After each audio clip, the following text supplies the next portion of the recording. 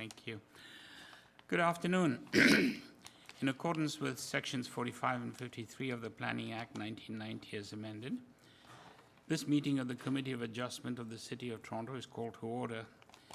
My name is Zahir Bayat, and I will be chairing today's session. Panel members today are Katie Plaisir, Peter Reid, Dino Lombardi, and Gary McKay, who will be attending online. Deputy Secretary Treasurer is Sabrina Salatino. We acknowledge the land we are meeting on is the traditional territory of many nations, including the Mississaugas of the Credit, the Anishinaabe, the Chippewa, the Haudenosaunee, and the Wendat peoples, and is now home to many diverse First Nations, Inuit, and Métis peoples. We also acknowledge that Toronto is covered by Treaty 13 with the Mississaugas of the Credit. Committee of Adjustment public hearings are now conducted in a hybrid in-person and virtual format. Some applicants and participants will make their submissions in person, and others will participate virtually by electronic means through WebEx. The meetings are also streamed on the Toronto City Planning YouTube channel, and anyone wishing to view the hearing may watch on YouTube. Those who want to participate virtually and have registered in advance will be connecting with a computer or telephone and have the option of participating via video or audio only. When your item is called, you will be unmuted by the moderator. For both in-person and virtual participants, Committee of Adjustment staff will share presentations submitted in accordance with the written submission deadline. People attending in person today who want to receive a copy of the decision of the committee on an application must fill out a decision request card, and those participating virtually need to submit a written request for decision by email. If you do not agree with the decision of the committee, you may be able to appeal the decision to the Toronto Local Appeal Body, or in some limited circumstances to the Ontario Land Tribunal. However, the provincial government amended the Planning Act and generally removed the rights of third parties to appeal Committee of Adjustment decisions. Only the applicant, the Minister of Municipal Affairs and Housing, specified persons, and public bodies are permitted to appeal decisions of the Committee of Adjustment. Appeal instructions are set out at the bottom of the decision of the committee. Today I will call each item in the order listed on the agenda. Where an application is uncontested, the agent or applicant may proceed with a presentation if desired. When the committee does not require a presentation, applicants are to advise the chair should they wish to speak to the committee. The committee may ask questions and/or take the matter into committee for a decision. Each speaker, including the applicant, will be given a maximum of 5 minutes to address the committee. I will comment when you are reaching the 5 minutes. Any presentation or other materials you wish to submit to the committee must have been emailed in advance of the hearing. Staff and committee members cannot accept materials at the hearing. When addressing the committee, please clearly state your name and address. Please remember to confine your remarks to the matters outlined in the application. The applicant or agent will proceed first and will make a presentation to the committee on the application. Then individuals, either in support or opposed to the application, will be invited to speak. Generally, we first call on speakers in the hearing room and then those participating through WebEx. Committee members may ask questions of each speaker after they have finished their presentation. When all speakers are finished, the applicant agent has an opportunity to rebut only those issues that were raised by the speakers. This will mark the end of the discussion. The application will then be taken into committee for a decision. Madam, ask if there are any conflicts of interest for this afternoon's panel. None? Okay, seeing none, we move on. Madam Deputy Secretary Treasurer, are there any items for deferral? Through you, Mr. Chair, yes. Item number 2967 MEIGHEN Avenue, file number A0314/26TEY. I'm just going to see if we have the agent online. Okay, so we may want to deal with that one at this time. And through you, Mr. Chair, I see no files to be closed this afternoon. Okay. So item number 29. Just find that one.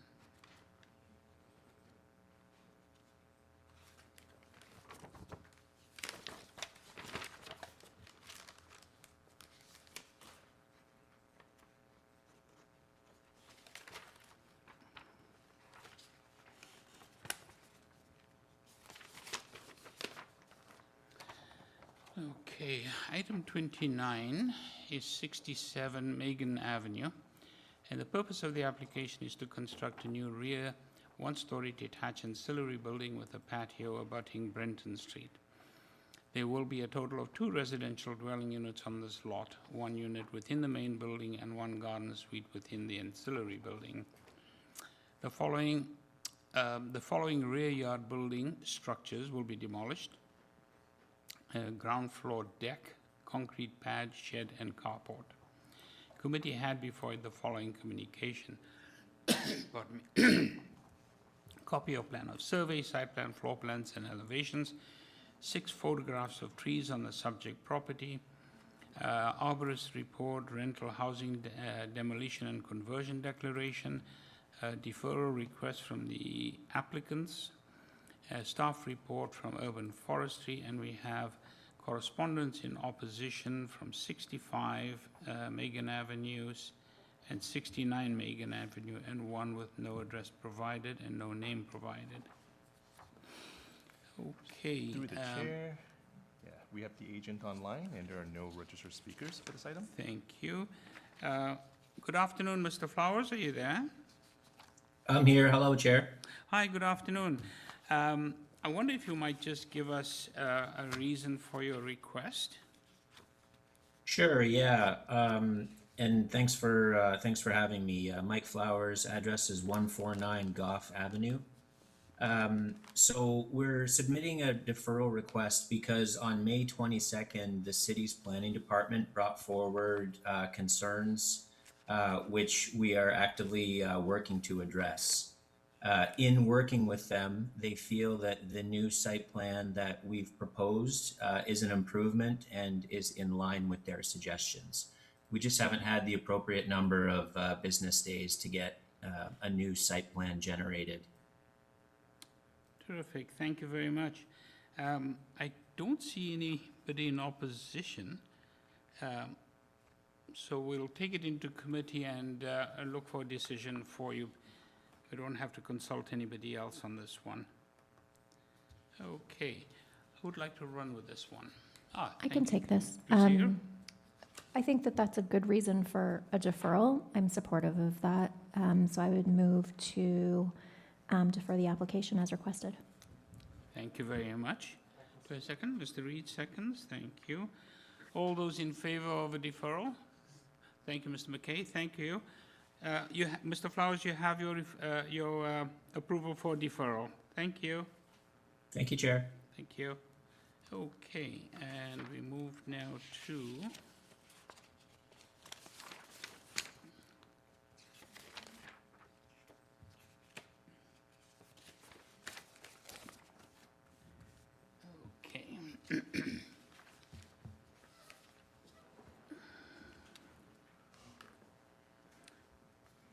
we now move to item number 17, 17 A, B, C, and D, 782 Spadina Road.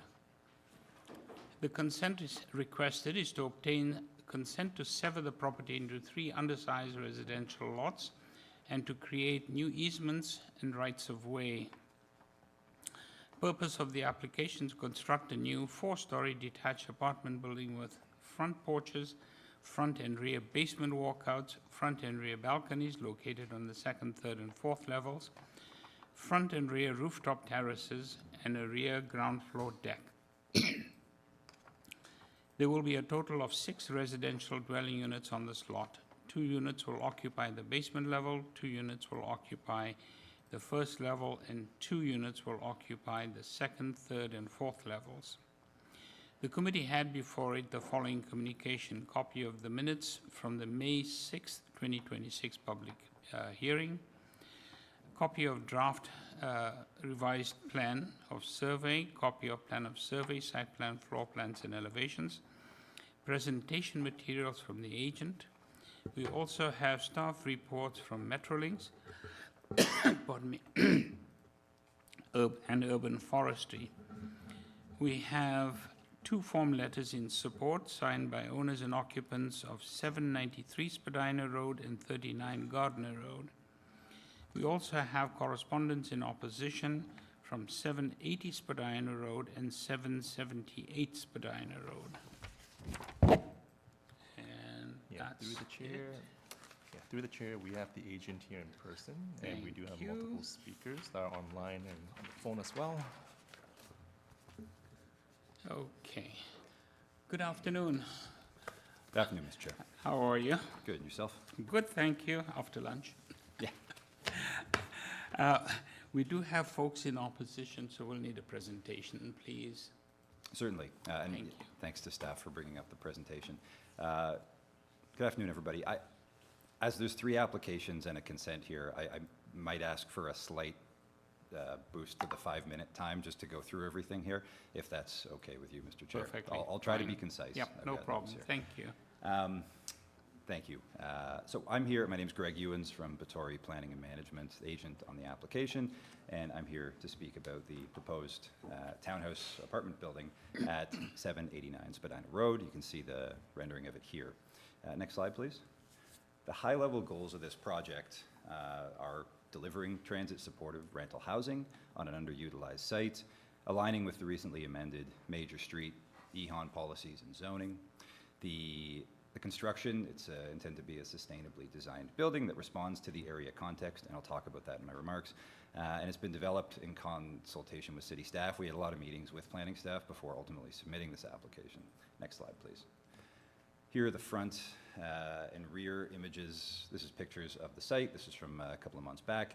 Individual house, single unit. It's unoccupied. It's actually, I don't even think it's inhabited or habitable at the moment. There's the rear yard as well. You can see a number of boundary trees around the site, and in the rear yard, all of those are proposed to be maintained. Next slide, please.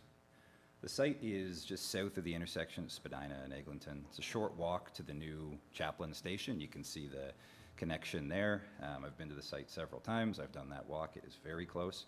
It's immediately adjacent to an area comprising several 7- and 8-story apartment buildings along the main street there. And the property to the rear, which you can see in the bottom left photo, is also developing in a similar form as what's proposed here. Next slide, please. Here's another view of the area context, sort of an isometric type view showing the immediately adjacent 7- and 8-story buildings, the context of apartments, and you can see Spadina there, which is a major street and subject to sort of a recently evolving planning framework around 6-story apartments and townhouses. Next slide, please. The site is designated apartments, it's designated neighborhoods. It's zoned R, residential, which permits apartment buildings, townhouses, other dwellings in a low-rise form at up to 6 stories on a major street. It's located on a major street. It's also within the Chaplin MTSA, as identified in OPA 405, has a target density of 200 people and jobs per hectare. Next slide, please. The site's within the EHON Major Street policy and zoning change area, as I mentioned, which allows 6-story apartments up to 19 meters and 4-story, 14-meter townhouses in a variety of formats. Next 2 slides, please.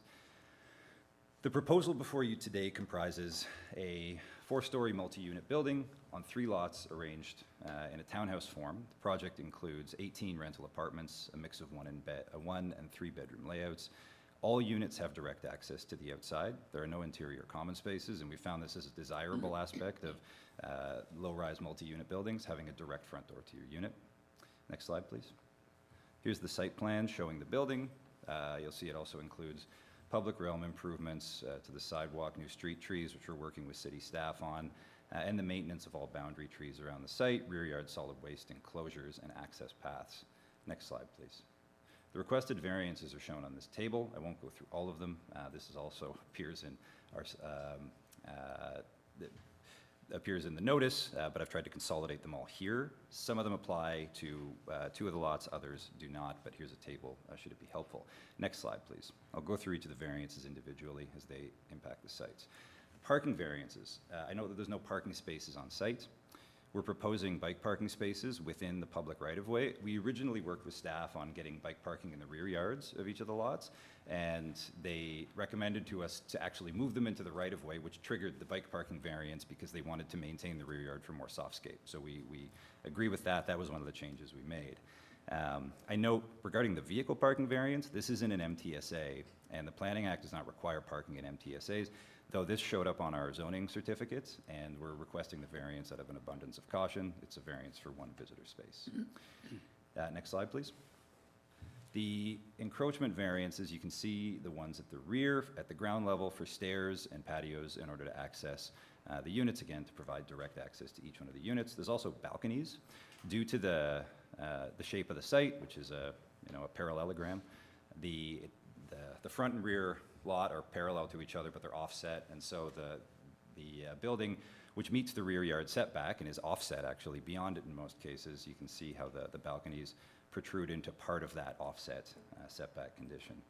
We're happy to include screening to the south and to the north as well, but I note that there's a number of boundary trees there which largely obscure any views to the north, and there's a vehicle access to the 7-story apartment.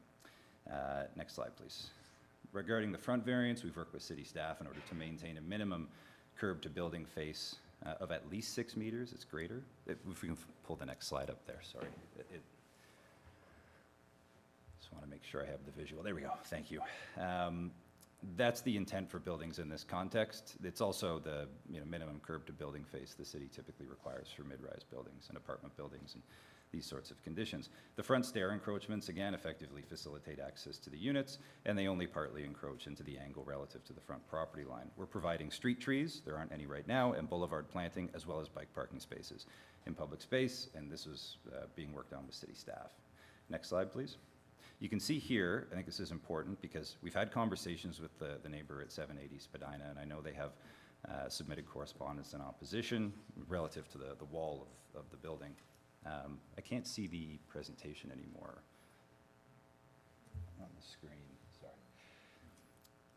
What the slide shows when it comes up is the proposed development relative to the building to the south, on the right, and then, or on the left, and on the right side, the volume of an as-of-right apartment building massing, which is permitted under the Major Street bylaw. So what we tried to do is make sure that point of the wall that is to the south is effectively at the as-of-right setback from the front lot line. And I note that the building depth of the apartment that we're proposing we don't need a variance for that. That's less than is otherwise proposed. So as a townhouse project or as an apartment project, it's a very similar condition in an as-of-right scenario, but 2 stories taller.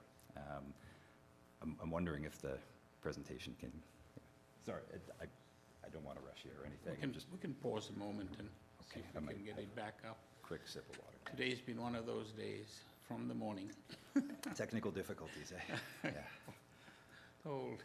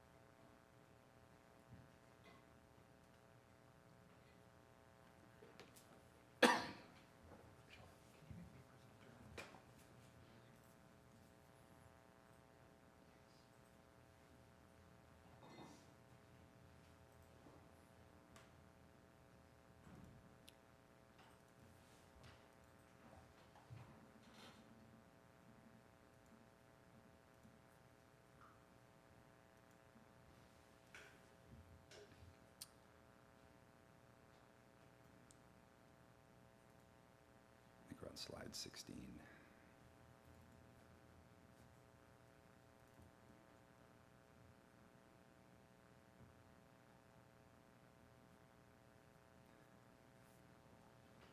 Oh, there we go. There we go. All right, thank you. Okay, I'll continue. Here's another view of the same situation. It's just changed a bit so you can see it a little bit better. This shows the front facade of the building, which ends up more or less at the extent of what's permitted as of right, but again, 2 stories shorter than the as of right condition of the apartment building. Next slide, please. Regarding the consent, because there's a consent, and section 5124 of the Planning Act, the Major Street bylaw permits townhouse forms with 5-meter frontages along major streets. That shows what this would effectively look like in practice if all the lots on the street, and we know that won't occur, if not in the very long term, but this shows that lot fabric. That reflects the planned condition. In this case, I know the interior lot we're requesting is a little bit smaller than 5 meters, but that was reviewed by city staff. They're fine with it, and it actually is a good, reasonable sized townhouse width for the layouts that we're able to provide here. And it reflects a good utilization of the site.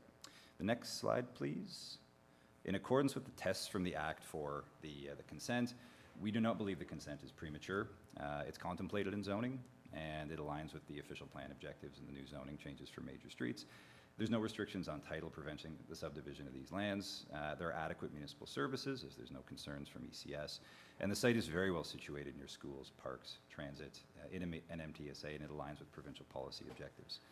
Next slide, please. Despite being in the form of townhouses, the building has been reviewed as an apartment building. Townhouses allow for multiple units. We require a 2.4 meter side yard setback. The as of right standard for townhouses is a 0.9 meter side yard setback. And this effectively reflects the form and scale of an as of right townhouse in terms of length, setback to the front, effectively as it faces the south, and a 1.2 meter setback is greater than what's otherwise contemplated for a 4-story building.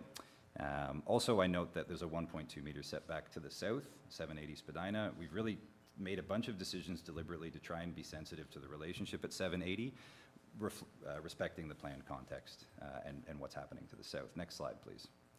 You can also see the boundary trees to the north and the vehicle access to the 7-story apartment building. All those boundary trees are being maintained with the setback. Next slide, please. Regarding landscaping, the only lot that requires a landscape variance is the center lot. When considered as a whole, if this were one lot with an apartment building on it, it would comply with the soft landscaping requirements. We're also proposing, it's really every area on the site that isn't used for circulation or access to the units is proposed as soft landscaping. We're also improving soft landscaping and tree planting in the front and looking at opportunities in the rear yard. Next slide, please. Finally, this is the last variance, the coverage variance. It's the result of us trying to maintain a 4-story form with good workable unit layouts within the project. There was a lot of discussion among the project team about whether we would come in with a 6-story building with a more as-of-right form or a 4-story building. And the rendering to the south on the bottom here, you see that's a 6-story as-of-right form. What we're proposing is at the top there. Well, we do require a coverage variance for meeting the building length, the rear yard setback requirements, and it's 2 stories less than the as-of-right apartment building height. The final determination here was that this built form, despite needing some variances, probably more than an as-of-right apartment, or than an apartment form, represents better transition to the surrounding context, especially to the south, and it's less impactful on neighbors to all sides, as this is the first major street project happening on this stretch of Spadina. Next slide. It's also very consistent with the coverage you see for other multi-unit apartment buildings in the surrounding context. You can see all those coverages listed here. We're right in the middle of that list. Next slide, please. Finally, and I'll conclude, and I really appreciate the added time here. The 4-story building, it's 150 meters from a brand new transit station. It's on a major street. It's in a major transit station. It's immediately south of 7 and 8-story buildings situated along an avenue. It's an area that's in a changing context. It's very walkable. The project is consistent with the intent of many of the provisions and the requirements of the EHON work, the major streets work the city has undertaken. It's designed with resulting variances to be shorter than an as-of-right apartment building with direct access to each unit, and I think in a less impactful form on adjacent properties.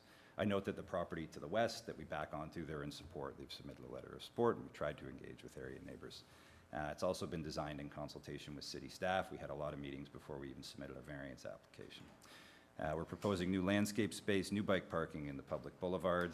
We're not removing any trees or impacting any of the existing boundary trees. I'll just note that change on major streets it's going to happen gradually, and it'll be challenging in some instances. What we tried to do here is apply for a smaller building than what might otherwise be permitted, with minor setback relief here and there to deliver a project that's more directly responsive to the local context. And that's what drives many of the variances today. I believe that those variances meet the 4 tests under the Act. I believe the consent meets the requirements under Section 51 of the Act, and in my opinion, the proposal constitutes good planning. Thank you. Thank you very much. We'll go on to the, let me just see if colleagues, Ms. Lombardi's got a question for you. To ask them now. Thank you, Mr. Ewens, for your deputation.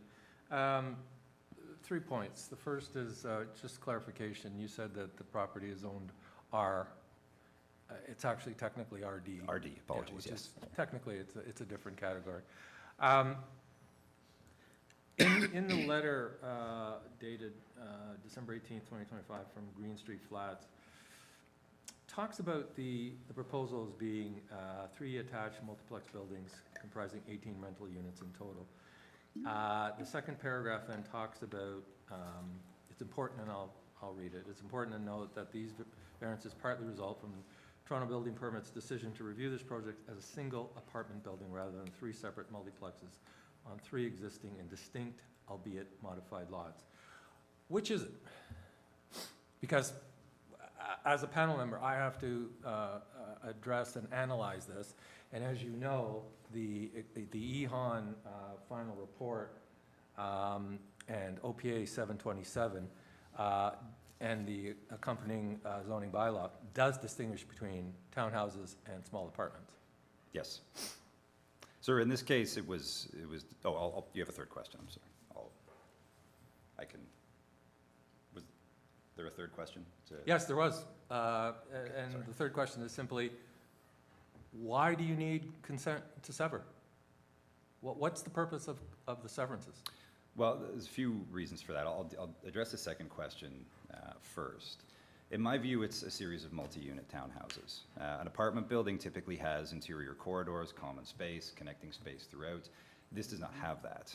It's been reviewed as an apartment by the building department, as it's determined that attached buildings with a certain number of units constitute an apartment. Apartment buildings above a certain size are required to go through site plan control process. And so one of the reasons why we looked at severance is, in the opinion of staff, they're satisfied with the proposal as is. They felt that there wasn't a need to run us through the site plan process, but it also assists the client with flexibility in the future if they wish to transact one of the properties as opposed to hanging on to all 3 of them. The severance for mortgage purposes is helpful as well, and that's part of the reason for it. It's technical, but you know, we're sort of dealing with the fact that the interpretation of the building department, and I understand where they're coming from, is considering it an apartment, but we've tried to design it as these multi-unit townhouses without the common space, without the areas that would commonly characterize an apartment. I hope that's a satisfactory answer. Yeah, thank you. Thank you. Thank you, Mr. Lombardi. Any other questions at this point? Mr. McKay, any thoughts, any questions?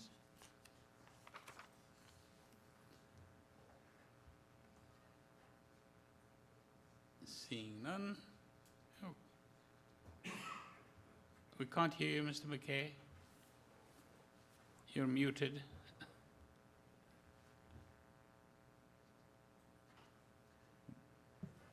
Gary, you're muted. We can't hear you. I know, so, Terrific. all right, okay, sorry, a little technical problem at my end. I know I perhaps should just put it to the applicant. I'm concerned in terms of the lots being created. They're narrow frontages, and I don't think there's anything really like that. We're sort of at the north end of Forest Hill. This would be on Spadina on the west side and just south of Eglinton, correct? That's correct. That's on the west side of Spadina, just south of Eglinton. Yes. And so just in terms of that, how would you respond to my position saying, hey, these are quite narrow lots? It's a good question, sir. In the official plan, there's a section in Chapter 3 that talks about the distinction between the existing and planned context. And it states, and I don't have it in front of me, but roughly that in instances where the existing context disagrees with the plan context will prevail. And one of the reasons why I showed in my presentation the layout of lots with 5-meter frontages is to demonstrate what the zoning bylaw effectively allows in terms of the lot fabric for the area in the long term. That doesn't happen overnight, but it does reflect the as-of-right condition. The reality is 15-meter lots in this area can be severed into 3 5-meter lots without amendment to the bylaw or variance. And so based on that and based on the guidance provided by the official plan in Chapter 3, which is really the built form and housing section of the plan, I believe that the plan context takes precedent over the existing context. We had a similar conversation with planning staff as well, sir. All right, thank you. That's all, Chair. Thank you. Thank you, Mr. McKay. Thank you, Mr. Ewens. We'll go to the folks in opposition now, and you'll have a chance to come back. Don't go too far away. Thank you. Okay, who do we have first? So, Is there anybody in? through the chair, the speaker at 780 Spadina Road, you have been unmuted. Oh, hi, good afternoon. My name's Luba. Alex is my dad. Hi, good afternoon. Hi, how are you? Very well, thank you. You've got 5 minutes to make your case. Well, I don't want to make my case yet. My dad wanted to speak. Can he speak last? Because he's just in the middle of a doctor appointment that he couldn't cancel, so he's just waiting outside. So can he speak last? I'm sorry, I'm missing something here. Are you going to be speaking, or your dad's going to be speaking? No, my dad's going to be speaking. He's just in the middle of a doctor appointment, so he was asking if he could speak last. Oh, okay. I tell you what, we'll see if we can find the other folks first and come back to Okay. you shortly. That's great. Thank you. Okay, thank you. So through the chair, the next speaker at address 45 Gardenier Road, you have been unmuted. 1 second. Hello, good afternoon. Hi there, my name's Brian Sepler. Can you hear me okay? Yes, we can. Okay, fantastic. Name and address, please.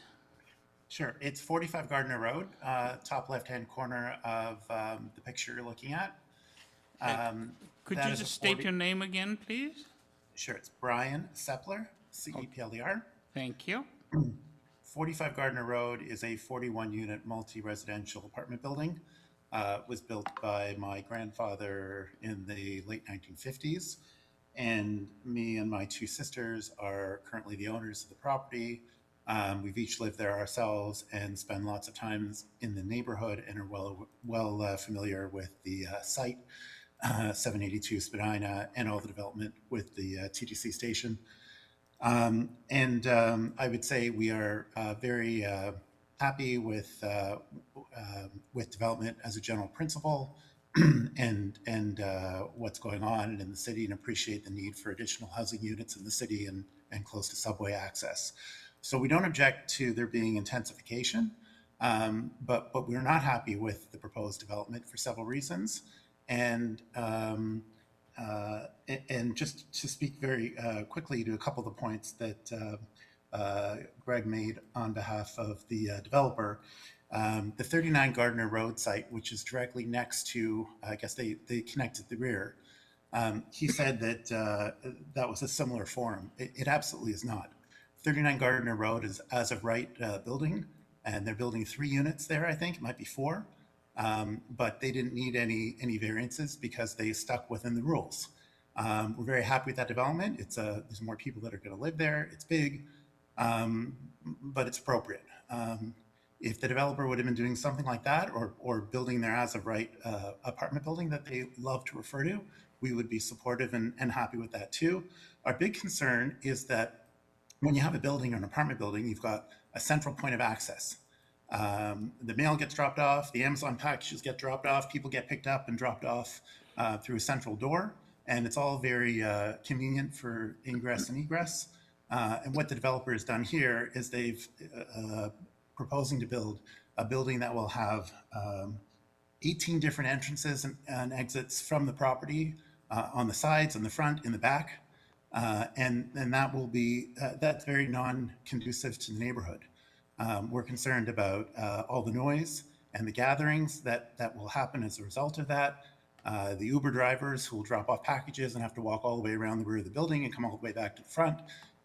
Just the way technology has changed the way we all live and work. All that traffic on Spadina is not going to be helpful to a two-way street that already suffers from tons of congestion. It doesn't help either that there's no parking, but appreciate that the city doesn't require that anymore, or maybe only one spot. But this plan, with all the rear and side entrances, I don't think is what's intended by the city planning. I'm not a planner by nature, but from what I can understand, it looks like when this thing needs to be an apartment building, it's called an apartment building, and when it's a townhouse complex, it's called townhouse complex. So they've definitely played with the rules and taken the best of all the potential setbacks and zoning variants and some formulas, so that they refer to the best of the bunch. And I'd like to know what the result would be if they took the opposite approach and looked at the worst and most constraining rules of each. You know, in my view, and in chatting with a couple of friends who do development, this is major overdevelopment. It's not a minor variance of what they're requesting. It sets an awful precedent for the neighborhood in the city of Toronto. There's a reason why there were those minimum variances of 5 meters that you referred to earlier, and this doesn't even respect those. So if you're going to start bending the rules for the very first application on the street, every other developer is going to take the same approach and say, well, you just did it for for this site on Spadina, so why wouldn't you do it for me? So what's the point of having a minimum lot size if you're just going to let everybody develop even smaller sizes?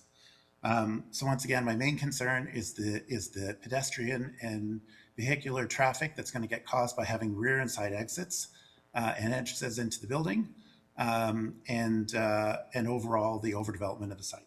Thank you very much. Thank you very kindly. Are there any questions for the speaker, folks? None? Okay. Thank you very much. We'll move on to the next speaker. The next speaker is at the address 11 Orchard Court. You have been unmuted. Thank you. Good afternoon. Oh, hi there. My name is Allison Sepler, and I'm also an owner of 45 Gardner Road, where I have lived in the past. Your address, please, for the record. Sorry, I think something got a little mixed up. At 11 Orchard Court. Thank you.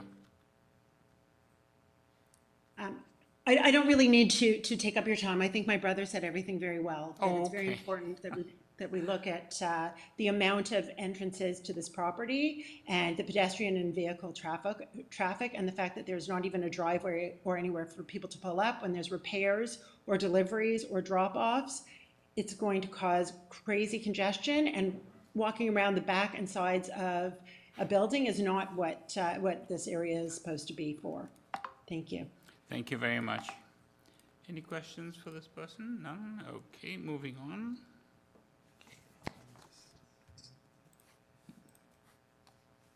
So through the chair, the next speaker is at the address 37 Gardiner Road.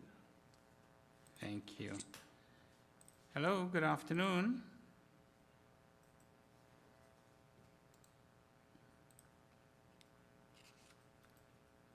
Hello, Patricia, are you there? Hi, Patricia. You have been promoted to become a panelist with the features to access your audio buttons.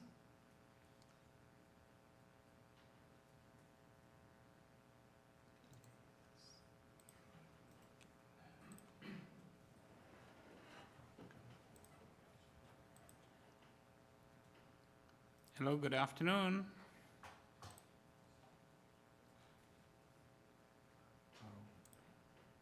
Perhaps, Chair, through you, Chair, we can try the beginning speaker, and I can try to also reach out to the current speaker while we wait, because we do have one more speaker. Yeah. Give me 1 second. Okay.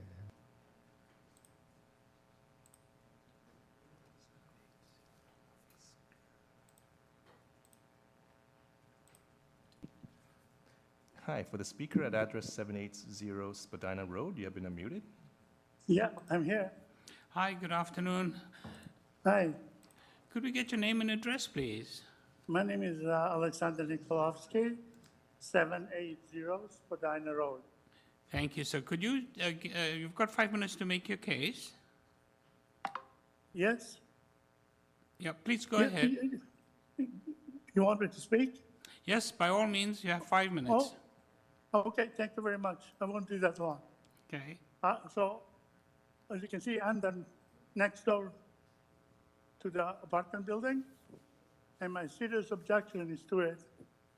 When I go in the front yard, I see the brick wall.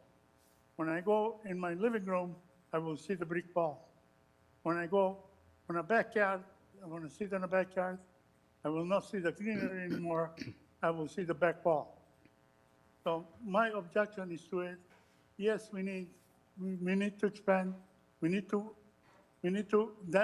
density, but if the board can give it more height, but shrink it so it doesn't block, because I've been blocked completely with this building, with this project. And that is, to me, not acceptable. Yes, we need this, but not to very serious my expense.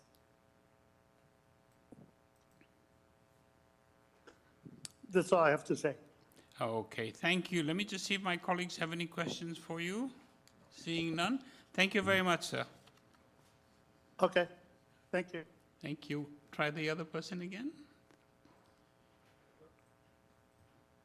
Hi, this is Patricia calling from 37 Gardner Road. Can you hear me? Hi, good afternoon. Yeah, we just need your full name and address, please. Yes, it's Patricia Title, 37 Gardner Road. Perfect. Thank you. You have 5 minutes to make your case. Thank you. We're on Gardner, kitty corner to the property being described. We have several concerns, but our main concern is with variance number 1, which would allow balconies above the first floor to extend into the required rear yard setback. The setback exists to protect privacy and maintain separation between neighboring properties. Allowing these balconies to project into that space would bring outdoor living areas closer to adjacent homes than the bylaw permits. With multiple units facing neighboring properties, these balconies could increase noise, activity, and overlook into nearby backyards, ours included, reducing the privacy that the setback is intended to protect. We therefore ask the committee to please deny variance number 1 and require the balconies to comply with the existing setback requirements.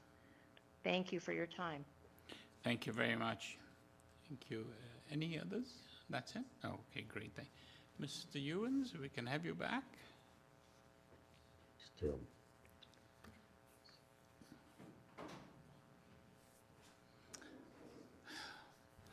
Thank you. You've heard all the comments, Mr. Ewens, which you may be familiar with. We'll let you respond. Thank you, sir. So to the first set of comments from 39 Gardner, the owners, I believe, of 41 Gardner, made a comment about the building at 39 being as of right. It is. It is also in a different zone than the subject site. I think that's an important distinction. The 39 Gardner, which is in an RD zone, and again, my apologies for that, for misspeaking on the zone earlier. It's also in an RD zone, but it's not on a major street. And so the as of right condition is for a 4-story building, a 4-story multiplex. And that is what they applied for and what they got a permit for. If it's an apples to apples comparison, I talked at length about the built form and scale of what we're proposing relative to the as of right situation. There was a comment that we're trying to take the best of both worlds here, and I don't know that that's the case, because I think if we were to do that, we'd push the height up to 6 stories. You know, we'd look at the 0.9 meter south setback, which is for a townhouse, but we've opted not to do that.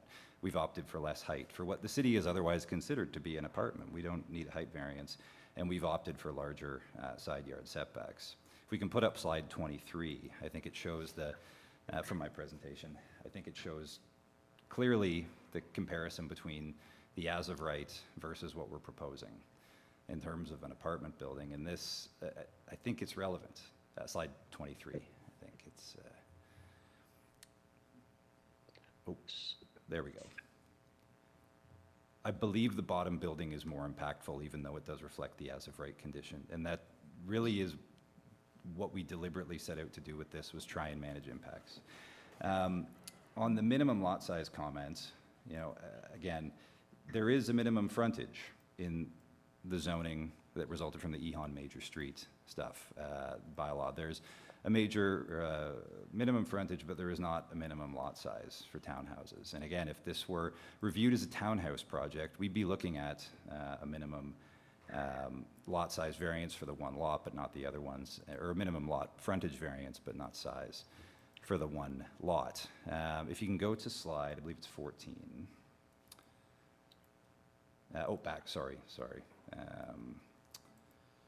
Slide 18. This shows the as-of-right lines in blue and what we're proposing in red. And again, we went through a lot of discussions with city staff about the proportionality of the buildings, the provision of side yard access on both the north and the south side, and how that results in the consent that lines up along the townhouse party walls. The entrances. I note there's nothing in the bylaw that restricts the location of entrances for townhouses or apartment forms. Again, as we found, this is a more desirable circumstance for people that are tenants in these kinds of buildings where they have their own front door. If it was another multi-unit townhouse, they could have entrances at the front, the rear, the side. If it was an apartment building, there could be entrances from the front, the rear, there often is. And there may be more people living in an apartment that would still be accessing the site from the front and sometimes at the rear. So from an impact perspective, I don't think there's a significant difference whether people are accessing an apartment or a townhouse from multiple access points, which are both permitted in the bylaw. And from the front yard setback to the south, the neighbor to the south, again, if you can go to slide 14, I think demonstrates it reasonably well. If you look at the bottom of the plan there, and maybe if we can zoom in, you can see the as-of-right setback line.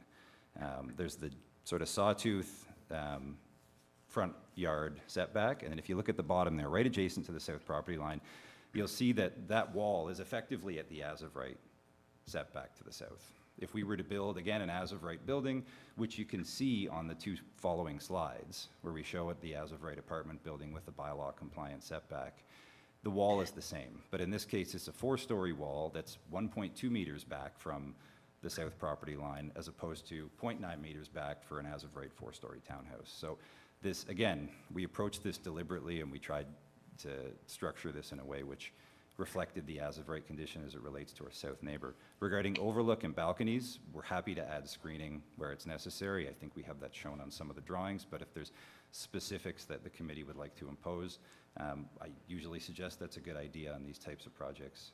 Privacy and overlook is certainly a consideration, and we want to mitigate that as great a degree as possible. I think that's all the comments, and thank you. Thank you, Mr. Ewens. Mr. Lombardi has a question for you. I have a few questions, if you bear with me. So just housekeeping matter. In my opening questions to you, I was referring to the letter from Green Street Flats. In the second last paragraph, it mentions that the site is currently vacant. That's not correct, right? The owner is using it as a temporary office from time to time. They don't live there.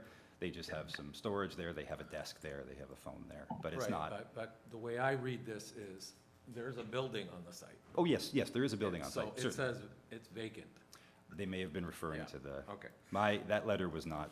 I know, it. prepared You under didn't my- write it, yes, sorry. I know that. So I'd like to get to the planning policy framework, if you don't mind. So I think I can agree, and council has recently adopted OPA 727, which does permit townhouses and small-scale apartments along major streets. And the reason being is to provide opportunities for additional density along the edges of neighborhoods proper. And it allows that policy, or those policies allow for a broader variety of built form, i.e. townhouses and small-scale apartments. And that's generally consistent, obviously, with the official plan. However, I have a concern. I'm not concerned with the built form. My concern is with the consent to sever, and that is part and parcel of your applications, specifically in the variances 3 and 4, I believe, with all three applications. So where the OP cites a realization that change will occur in neighborhoods, it allows for inevitable things like renovations, restoration, replacement, additions, and enlargements, and infill. You would agree with that? Yes, yeah, gradual change in neighborhoods Right. is intended by Chapter 2 of the plan. However, while not precluded, there's nothing in that language that supports or assigns a role for lot division for the purpose of accommodating population growth or the production of new dwellings of any type through consent. The policy language reads as follows: no changes will be made through minor variances, consent, etc., that are out of keeping with the physical character of the neighborhood. And the statutory direction is to look at the size and configuration of lots. And there I cite subsection 5124 of the Planning Act regarding consent, and other criteria and elements related to built form in the official plan. So while townhouses and low-scale apartments are permitted and encouraged along major streets, and Spadina Road is a major street, that section does not discuss severances to accomplish that. And I think that's purposely done. And I have a concern that the lots are not being created to produce the type of built form that's envisioned in the major streets policy documents. And policy 4.1B talks about respecting and reinforcing the existing physical character of each geographic neighborhood, including, and in particular, I refer to B, prevailing size and configuration of lots, which policy 4.1.5 talks about criteria for new development. Now, I understand that multiplexes supersedes or takes precedent over those policies, but nevertheless, you still have to consider the size and configuration of lots that are being created.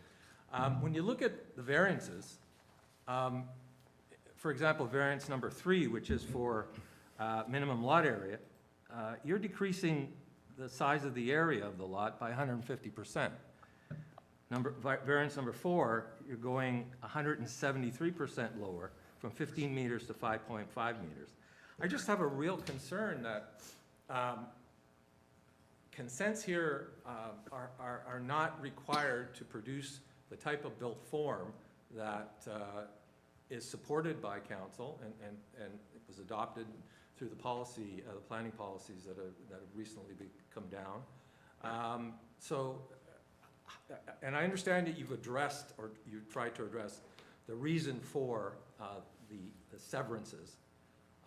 But how do you speak to that issue or those issues in terms of why do you need consent?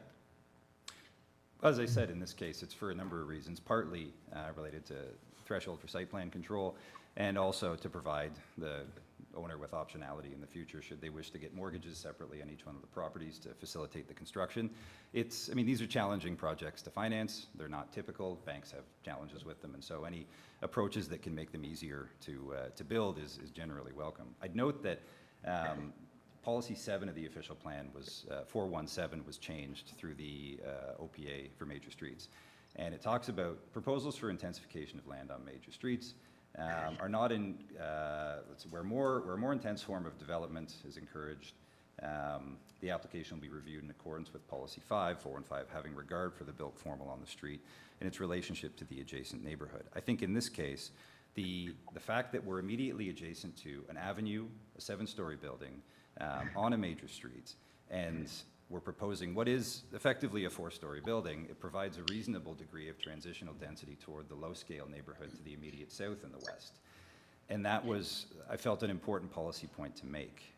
I also believe that policy 4112, which was added as part of the OPA for major streets, provides a specific set of criteria that govern the form and characteristics of apartments and townhouses on major streets that are meant to be read in concert with the rest of the policies in Chapter 4.1, and not to the exclusion of any of the other policies in the plan, which intend sustainable development, a range of housing types, et cetera.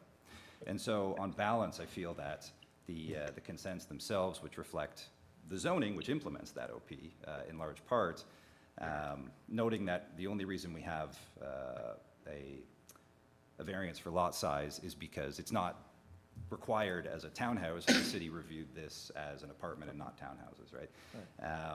That variance is requested based on what I consider to be somewhat of a technicality. I think the policy that was the result of that bylaw is the intent of that is maintained by this proposal, in that we do have to have regard for 4112 and those intents. But you would agree that you have to read the OP in its entirety as a whole? Yes, but I mean, Chapter 5, the OP is intended to be read as a comprehensive and cohesive whole.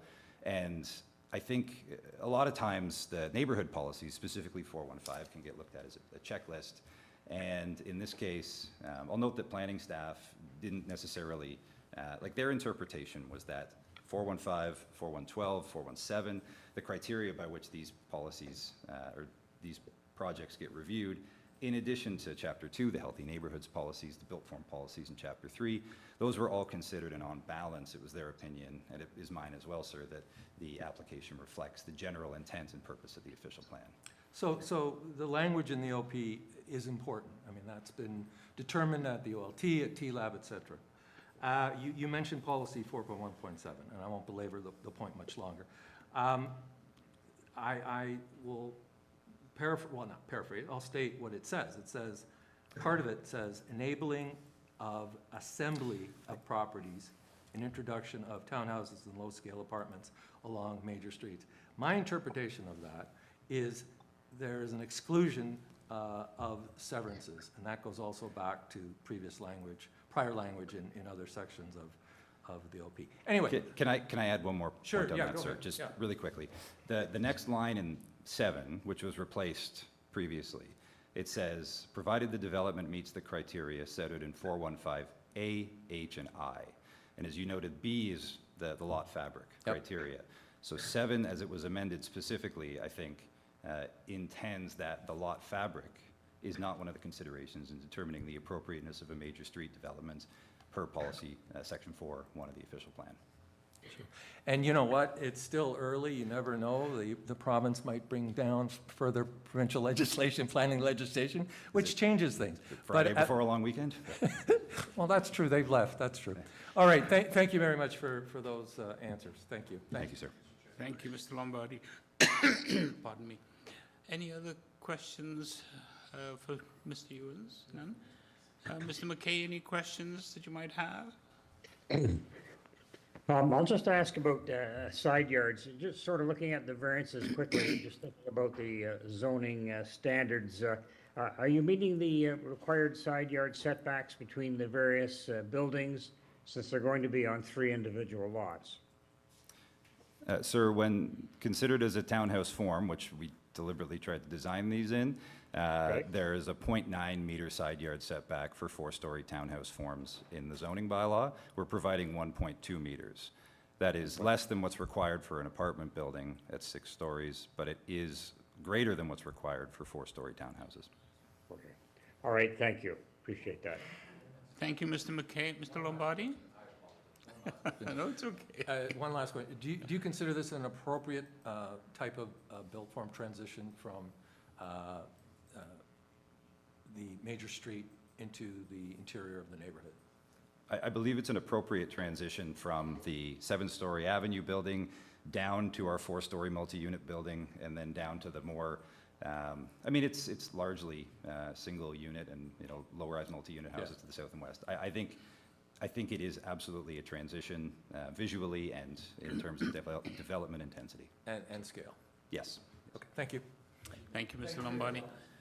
If there aren't any other questions, we'll take it into committee. Thank you, Mr. Ewens, and render a decision for you. Thank you. Okay. maybe I'll kick this off by just my own comments and observations.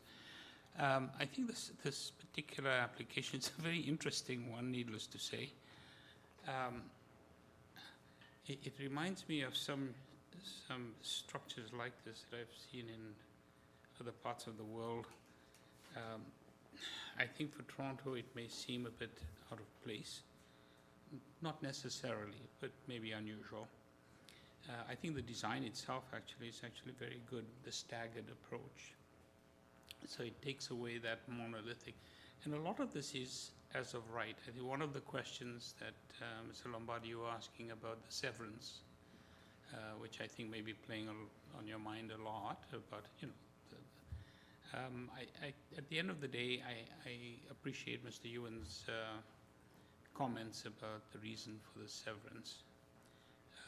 And things may change in the future, we don't know. But as it's presented, I think it's quite an appropriate project. Some of the concerns that people had raised, the location of entrances and so on, I'm not perturbed by any of that. I'm sure that when the apartment building just north of this location was originally proposed, perhaps people in the neighborhood were screaming blue murder at that time. But everybody's got comfortable with it, and oops, I've just lost my visuals again. Technology is really playing havoc with us. But while that repairs itself, I think this is a very supportable application. So while my computer is coming back to life, or going off and on. Yeah, Thank you, so Mr. Reid. good luck with that. We've all felt that today.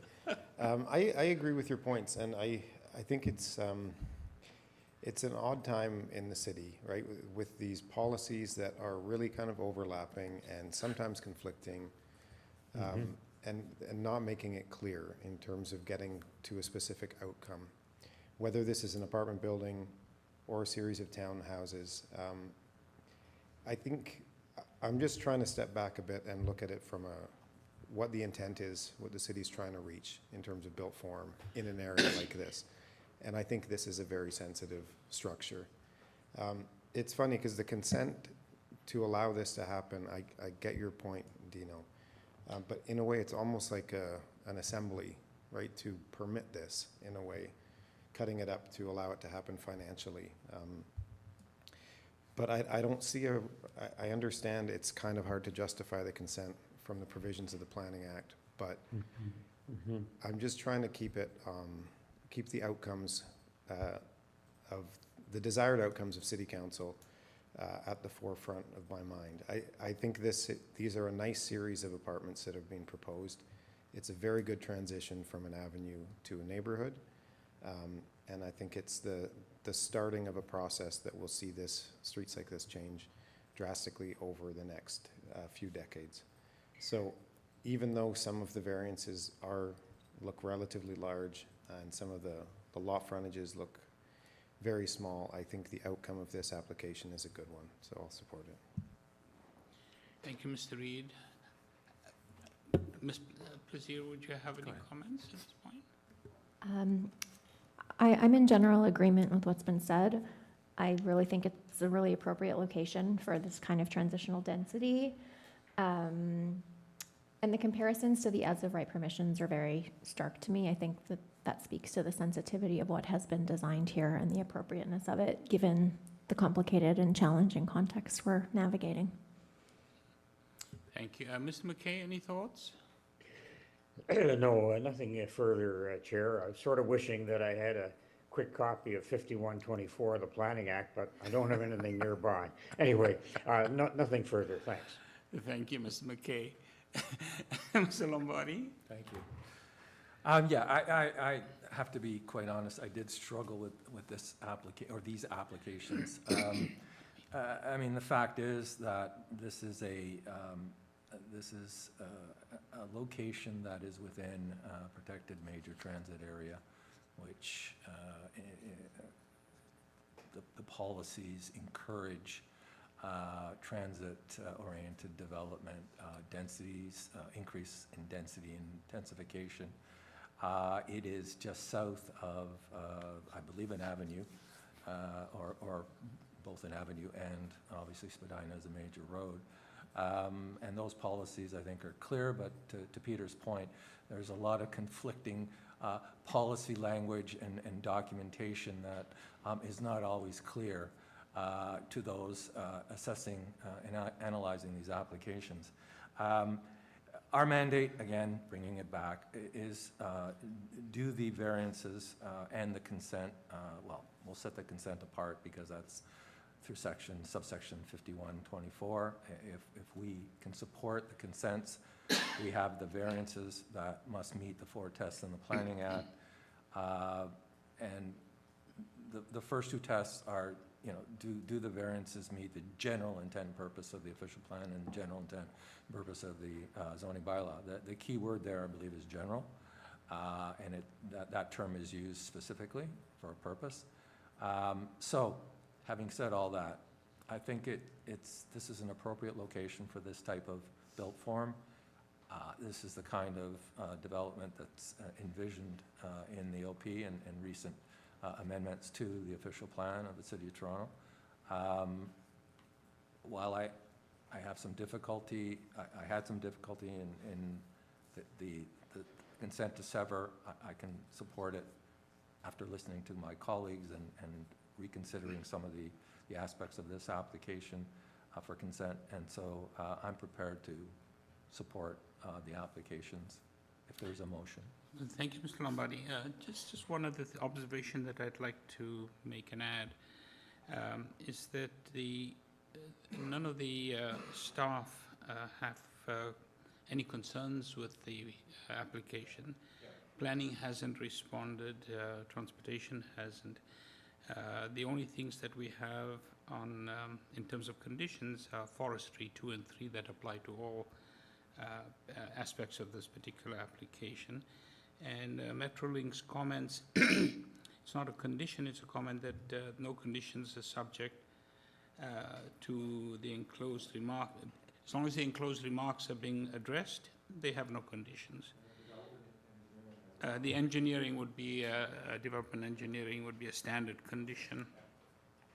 So having said that, I think this is a degree of satisfaction, if I may put it that way, with the proposal. So yeah, that's my 2 cents worth, and look forward to somebody coming up with. I'll bring a motion, Chair. Thank you, Mr. Reid. For the reasons we've all discussed, I'm happy to move approval of the consent and the minor variance applications, subject to development engineering standard conditions and urban forestry 2 and 3 for each of the minor variance applications. Through you, Mr. Chair, if I may, Metrolinks, there is condition number 1. And Condition number 1. That's okay. the report received May 27th. And through you, Mr. Chair, engineering in the deferred package had submitted a report. So we'll ensure, it's just about municipal licensing or addresses. Yeah, that will make sure that that's added. Great, And thank you. condition number 3 from urban forestry will be put in the consent application. Okay. And then urban forestry number 2 will be put in the minor variance application. Great. Excellent, thank you. Okay, we have a seconder. Thank you, Ms. Plaisir. Okay, so we have a motion on the floor to approve with all the conditions outlined. Seconded, all those in favor? Thank you. Mr. McKay? 1 dissent, sir. A dissent, thank you very much. You? Okay, Mr. Ewens, you have your approval, sir. Thank you.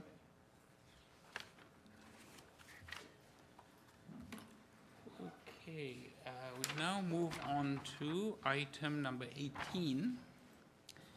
Item number 18 is 508 Dawes Road.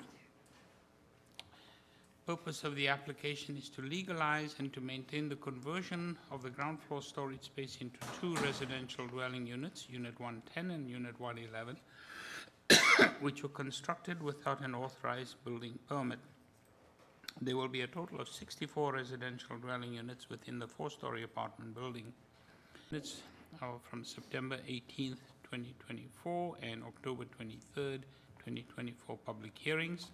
Copy of plan of survey, site plan, floor plans, and elevations, covering letter from the agent, copy of tenant meeting notice from the agent, presentation materials from the agent, and we have correspondence in concern or interest from 508 Dawes Road, Unit 418. We also have correspondence in opposition from 508 Dawes Road. That's the Acorn Tenants Association.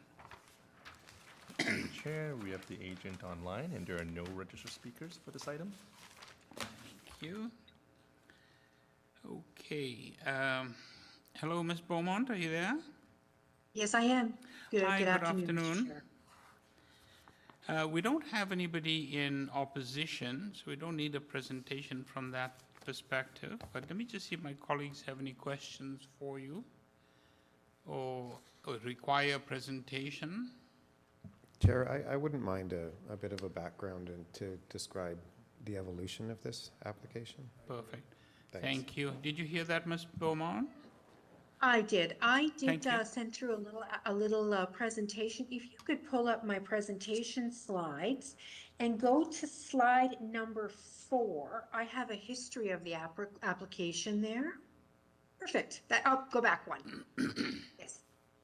Yeah, right there. So back in 2024, the owners submitted a minor variance application for amenity space for 3 dwelling units. 2 of the units were already existing. They had been created without permits back in 2020. And there was a proposal to create a 3rd unit in the existing laundry room. They're going to move the existing laundry to a different room and use the existing laundry to create a dwelling unit. There was some opposition to that proposal. The application was deferred on October 23, 2024 to allow the owners to meet with tenants to discuss the application. The owners did organize a tenant meeting, posted notice of that meeting. The meeting was scheduled for November 13th, 2024. No tenants attended the meeting. But subsequently, the owners have decided to forego converting that existing laundry room into anything. They're just going to leave the existing laundry room as is. So I submitted a new application in April of this year for amenity space for 2 units only. That is the 2 units that were created in 2020.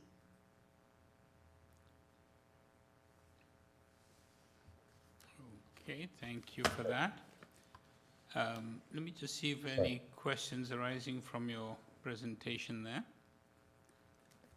I have one question. Ms. Plaisir? Beyond this one meeting that was attempted to be organized in November of 2024, were there any kinds of outreach to tenants in the intervening period leading up to that to try to assess what the community was determining their amenity needs might be? How were these decisions made that a laundry room was no longer necessary or that amenity spaces were no longer part of what the tenants in the building would need? So I just became involved in this file since about March of this year. However, I would like to stress there is no amenity space in the building for any of the units. So all we have is there is a laundry room, but there's no exterior amenity spaces. The site is very, very tight. If you go back to my presentation and you look at slide number 3, please. Yes, so there it is. I've outlined the lot area, the lot property lines in orange, and then the building footprint is outlined in blue. You can see there's very little, it's a very, very tight site. Most of the area outside the building footprint is pavement for parking area. There is a landscape strip on the north side of the building, but there's really no area on this lot for amenity space. The building was built in about I would say between 1955 and 1965, somewhere in that era, under a completely different zoning regime, and there is no amenity space interior to the building. Sure, either. I was So it's not like referring, these two units don't have amenity space, the entire building does not have amenity space. okay, thank you for that clarification. I was referring more generally to the storage space. I was considering that sort of a form of amenity for a residence, but thank you, that's helpful. We have Mr. Lombardi has a question for you. Thank you, Mr. Chair. Question for the deputant, the applicant. Why did the owner or owners convert the unit or the units, the storage rooms, into dwellings in 2020 without a building permit? Well, I can't really answer that. I wasn't, wasn't acquainted with them in 2020. I will say that this is not my only client who's done such things. It is, I wouldn't say common, but it does happen. We're just trying to legalize the existing condition. Thank you, but that's an issue for me. Where is the owner with you? No. Why is the owner, are the owners not here or not available to answer that question? I believe they are watching the hearing. They are not registered to speak. Well, they would have been the ones to answer that question, no? Yes. Okay. Are there any, and I'm going to digress a bit, but nevertheless, I'm going to ask the question, are there any property standards issues with this building that are outstanding with the City of Toronto? I don't believe so. I know that there has been a letter from a tenant. We had some heavy rains a couple of weeks ago. There was some leaking with the roof, and I understand that they have filed a property standards complaint. I will say that my client did have a professional engineer out to visit the site on Friday last week. The professional engineer took a look at the roof, was up on the roof, took a look. He provided a report on Monday on the existing roof condition and recommendations for dealing with the issues. So they do have a report in hand and will be proceeding with those repairs. All right, well, I'll speak to this quickly, and my colleagues know this, and I know that applicants before this panel know. I don't look favorably on companies and applicants that come before this committee who have proceeded with issues or projects without a building permit. So I'll leave it at that. Thank you. Thank you, Mr. Lombardi. Any other thoughts, folks? Yes, Chair, I just wanted to ask, the storage space, did the tenants have any access to that, or is that storage space really controlled and run by the landlord? Yeah, it was controlled and run by the landlord. It was just general building storage. It was not like locker spaces that tenants had access to. That's what I want to know. All right, they didn't have access to it. Okay, thank you. Thank you, Mr. McKay. Mr. Reid has a question. Thanks, Chair. Well, this is kind of to Gary's last question. In the tenant's letter, it's talking about how the former function of that storage room, which is now 2 units, is being housed in the laundry room, which minimizes its usability. Can you speak to that, please? I can. I was at the building a couple of weeks ago. There was no storage. The only thing that was in the laundry room was laundry machines. I did ask my client about that. They say occasionally they would be moving, replacing a stove or a fridge. They might house that stove or a fridge temporarily in that laundry room, but it would be moved or should be moved within a few days. And like I said, when I was there, there was no storage in that laundry room at all. Okay, thanks. Thank you, Mr. Reid. Any other questions, any thoughts? No? Okay. Ms. Beaumont, we'll take it into committee and have a deliberation before we render a decision. Maybe I'll just kick off. I must say it's picked up on Mr. Lombardi's observation about the illegality of the conversions. When we've had these sorts of things happen before, where an owner of a home somewhere in the city has decided to build a balcony or a carport or something without permission. I appreciate those sorts of piece of construction, and I chalk it down to ignorance of what is required. When we're dealing with a large company that has multiple apartment buildings, surely you have access to expertise that would be consulted before you do anything. The comment about the leaking roof is a case in point. You call in an engineer and have it checked out. So I do have difficulty with this particular application. And the fact that the tenants have absolutely no other amenity space doesn't speak too well. So that's my 2 cents worth, and I wait to listen to other comments. Mr. Reid? Thanks, Chair. Yeah, it's extremely frustrating when a corporation who should know better does this kind of action, and it's hard because what's before us is not really that, right? What's before us are these 2 variances, which are quite minor. But it seems like there should be another option for the tenants to have some sort of justice happen, I guess, for lack of other words. But I'm just looking at the variances, and I think they're supportable, but it's just a bad situation. Thank you, Mr. Reid. Any other thoughts, Ms. Brazier? On the one hand, I agree with that framing of it, as Peter just stated, that the 2 variances themselves are quite minor, but what we're actually being asked includes the purpose of the application, right? Which is to legalize and maintain what has been done without a permit. And to your point earlier, Chair, about we see this kind of thing happening, honestly, more than I would have thought in the city. Sometimes it's due to lack of information, as you said. Sometimes it's due to inheriting an old condition that has been in that state for a long time. But I think the evidence that we've been shown here from the tenants who took the time to submit information to us is that there's a pattern of circumventing some of the rights and amenities that the tenants do have.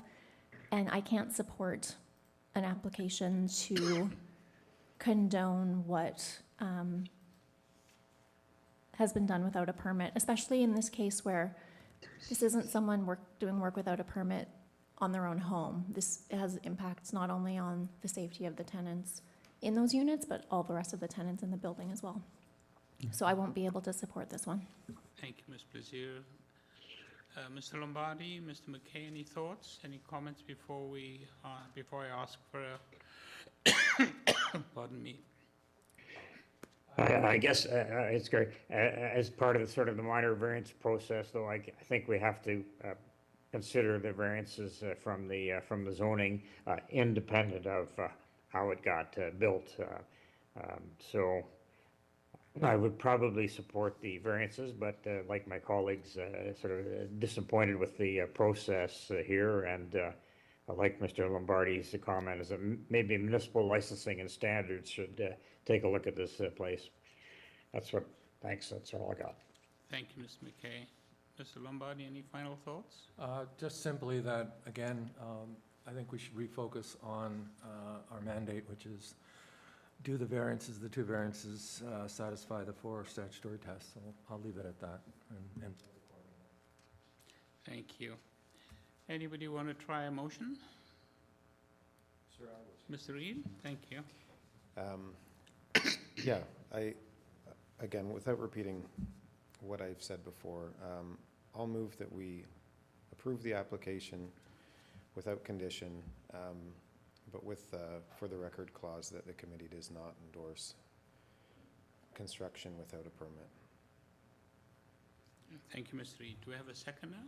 I'll second that, Chair. Thank you, Mr. McKay. All those in favor? Thank you. I'll support that. Okay, and Ms. Brazier will dissent. Thank you. Okay. The motion passes, 4 to 1.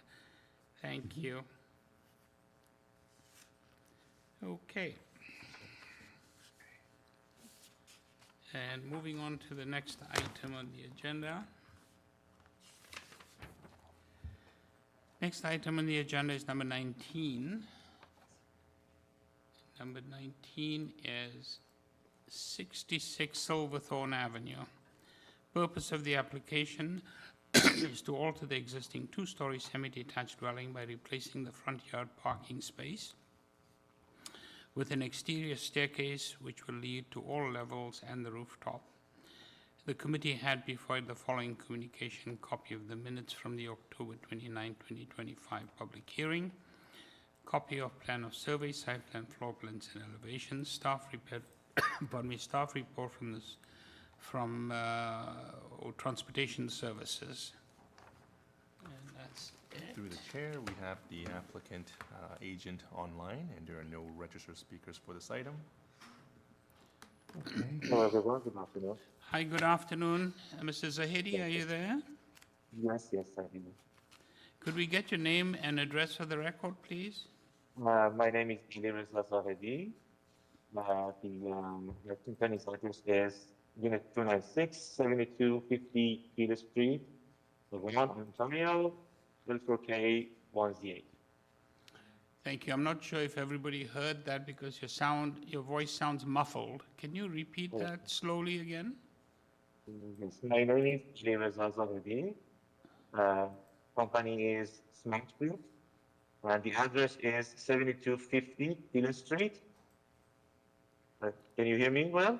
Just hold on. Let me just see if were you able to follow that at all? Through you, Mr. Chair, it's still muffled. Okay, it's still muffled. Sorry, let me do something here. Are you outdoors walking by any chance? Maybe it's my microphone. Yeah. Now, is it better now? Not really. Just try again. Hello. Is it better now? Is that better? Yeah, okay. Could you repeat yourself again, please? I had trouble connecting to the WebEx before. I don't know what happened Yeah, here. we've been having problems with WebEx today. If you don't mind, just repeat your name and address again. You're muted. Sorry. Oh. I don't believe there must be some technical issue again.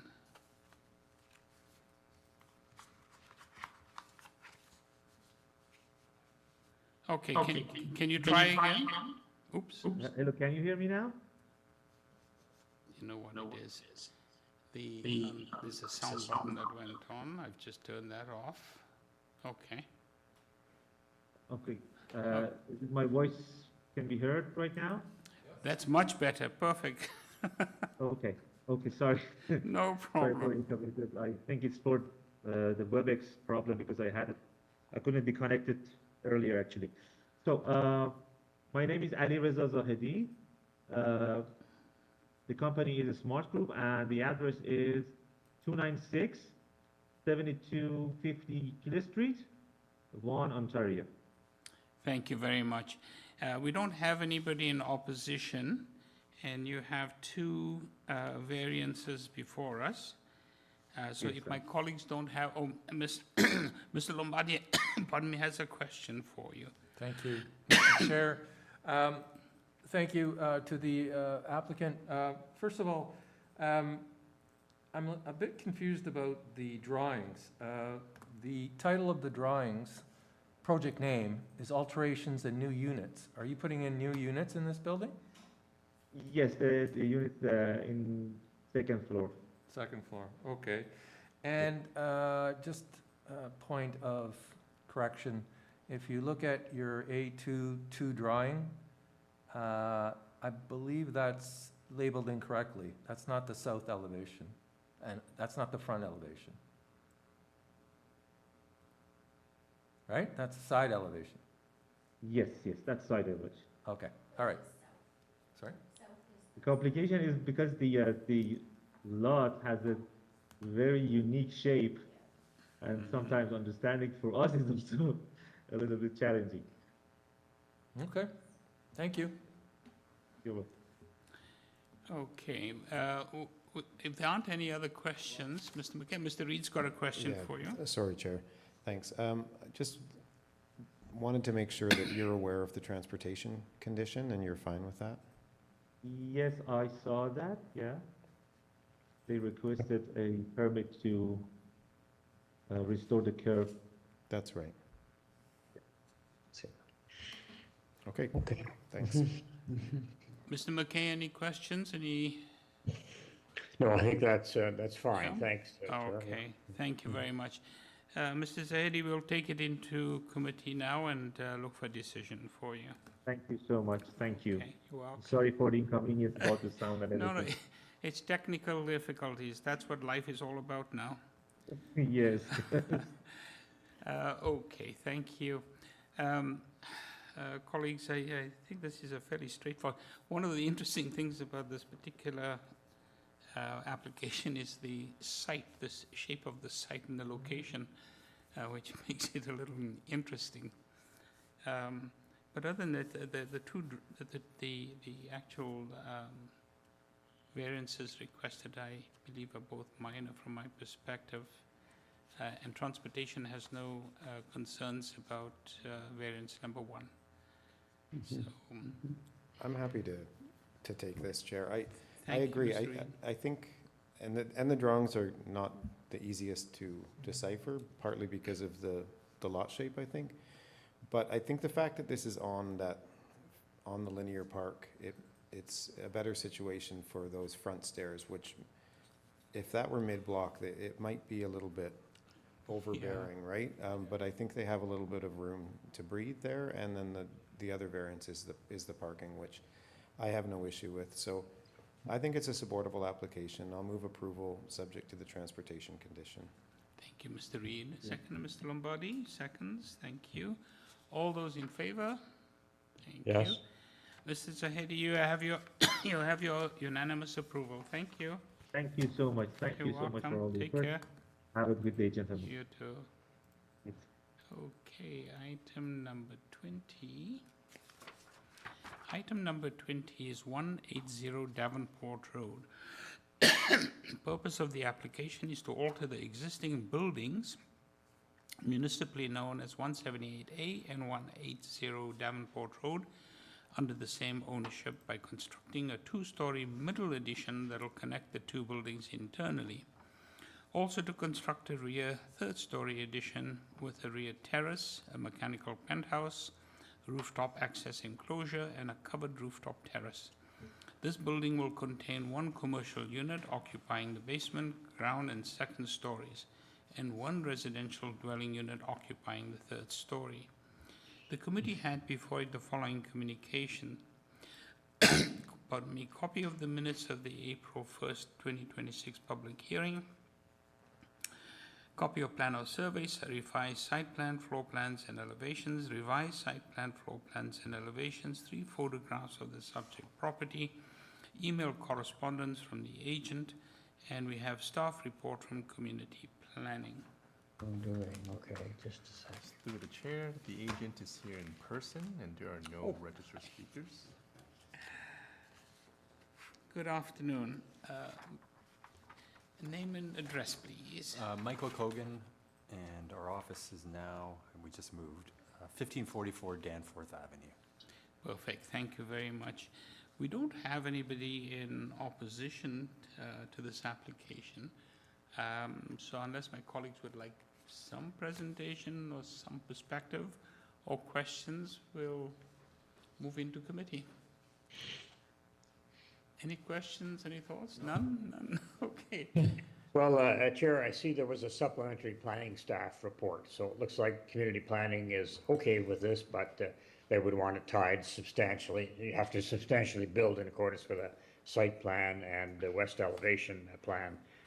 So hearing that, I could be supportive of the application. Thank you very much. Sorry, you did say you're in support of the application. Yes, that's right. we'll take it into committee, and Mr. McKay, would you like to move a motion? Well, not sure. I'm not sure if any questions or comments by. There aren't any, that's why I'm turning to you. All right, Chair, fine. I'm going to move support of this application of this property on Davenport Road, subject to the conditions set out in the community planning staff report tying to plans. Thank you so much, Mr. McKay. Do we have a seconder, Ms. Blasier? Can we actually put the date of the second? Yes. It's April 17th, 26th, unless there's Is that the date It's you've in got? it's in the condition, May 14th, right? Yeah. Okay, great, thank you. And Ms. Blasier, you seconded. Thank you. Okay, with planning condition, we have a motion on the floor, moved and seconded. All those in favor? Yes. Thank you. You have your approval, sir, without firing a shot. Okay. Thank you so much. Okay, moving on to item number 21. Item number 21 is 111 Emerson Avenue. Purpose of the application is to alter the existing two-story semi-detached dwelling by constructing new pardon me, front ground floor deck with stairs and privacy screening located beyond the existing front enclosed porch. The committee had before it the following communication: copy of the minutes from the May 6, 2026 public hearing, copy of plan of survey, site plan, floor plans, elevations, 4 photographs of trees on the subject property, a decision number affecting the subject property, and an OMB decision and order number affecting the subject property. Through the chair, the agent is online, and we don't have any registered speakers. Thank you very much. Okay, just have to go to the next one. Good afternoon. Hello. Hi, Ms. Wu, how are you? Good, thank you, Mr. Chair. Thank you for your time. Oh, no problem, we're here. I think we have 2 people who are identified as being observers. I don't know if they're, well, the one observer is the owner, Lawrence Gaines. Oh, okay, you're here. You can keep observing. And we have Antonio Moraes, who also He's my colleague. Oh, okay. Also observing only? Unless necessary, yes. Okay, so there's nobody in opposition, I take it. And that's good sign. Okay. Ms. Wu, we don't need a presentation. Let me just see if my colleagues have any questions for you. Well, I think we'd at least like to ask her about the front soft landscaping, because it's going down to 0. So without my going through all the plans, maybe she can speak to that issue. Thank you, Mr. McKay. Ms. Wu? Yes, if you could pull up the photos, it's just the existing condition that the homeowner purchased the property in. We're not proposing to reduce any more, it's just how it is. No changes. Thank you. It looks like an existing, I'm glad you got the photograph because it does show the existing circumstance. Yes. Okay. Any other questions? None? Mr. Reed's got a question? Thanks, Chair. So, yeah, that photo is a good one. So from that case, the new porch in the front will come out a decent amount. And what are you proposing to, the rest is in the, I understand, within the public right-of-way. Is that going to remain hardscaped, or is it going to be used for parking, or what's the intent for that area? You mean beyond the front deck that we are proposing? That's right, between the front deck and the sidewalk. Oh, it will just remain as it is currently. But is it being used for parking? Not that I believe so. The owner could speak to that, but I don't think so. Well, since you're extending the deck, Okay. why not put a little nice landscaping in front there as well? Thank you. Okay. Yeah, I think, did that question from Gary get heard? Sorry, could you Maybe. repeat that, Gary? I was just saying, well, since they are going to be extending sort of that front porch and the deck area is extending, I'm saying, why not, in this process, add some soft landscaping instead of the hardscape right to the property line with the road allowance. Do you hear that, Ms. Wu? Yes. Okay. I think that could be possible. It's just she didn't anticipate having to do more additional work. She just wanted to add a very simple deck and the new steps. Nevertheless, she's asking, for quite a change in terms of what the bylaw requires in terms of front yard landscaping. Right, she's asking us to take it down to 0. Oh, correct. But it's been that way for many years. She's not proposing a change per se. But there is a change per se. There's this application and a new deck. Well, I won't belabor it, but why not? Well, some construction's happening there. Soften, and it would probably assist in sort of beautifying that front part. In any event, you could discuss that with her subsequent to the hearing today. Yes, we could do that. I'm sorry. Is it possible for to Lauren to just to confirm this on site whether she does park? Okay, bear with me one moment. Mr. Lombardi also has a question. Yes, I'm going to belabor the point that Mr. McKay brought up. So you have the enclosed porch already, and you have stairs. I think there are 4 risers, correct? Correct. Why do you need the additional stairs and platform and porch? So right now the concrete steps are very narrow. You open the door and you go right down. She would like to have a landing space and also a nice place actually outdoors to sit outside and enjoy the evenings, talk to her neighbors, create a lively, livable neighborhood. Not to be sorry, but not to be. I don't want to use devil's advocate, but I will. You had a porch that was exposed, and the owner covered it. Wouldn't that be the place to sit outside and enjoy the evening? No, it was always enclosed. Closed, but when they bought the property, I get it. Yeah. Yes. Okay. All right. Yes, but wouldn't you like to sit between some shrubs now? Sorry. It must be the afternoon air. That's fine, Miss. You don't have to answer that.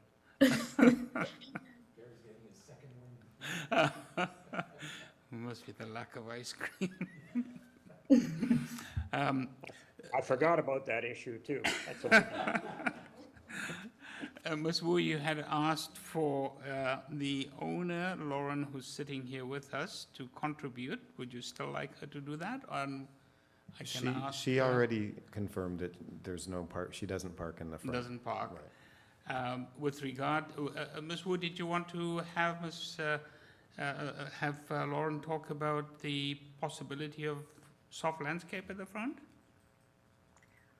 We did not previously have this discussion. Okay. I think it would be unfair to put you on the spot, and I won't do that.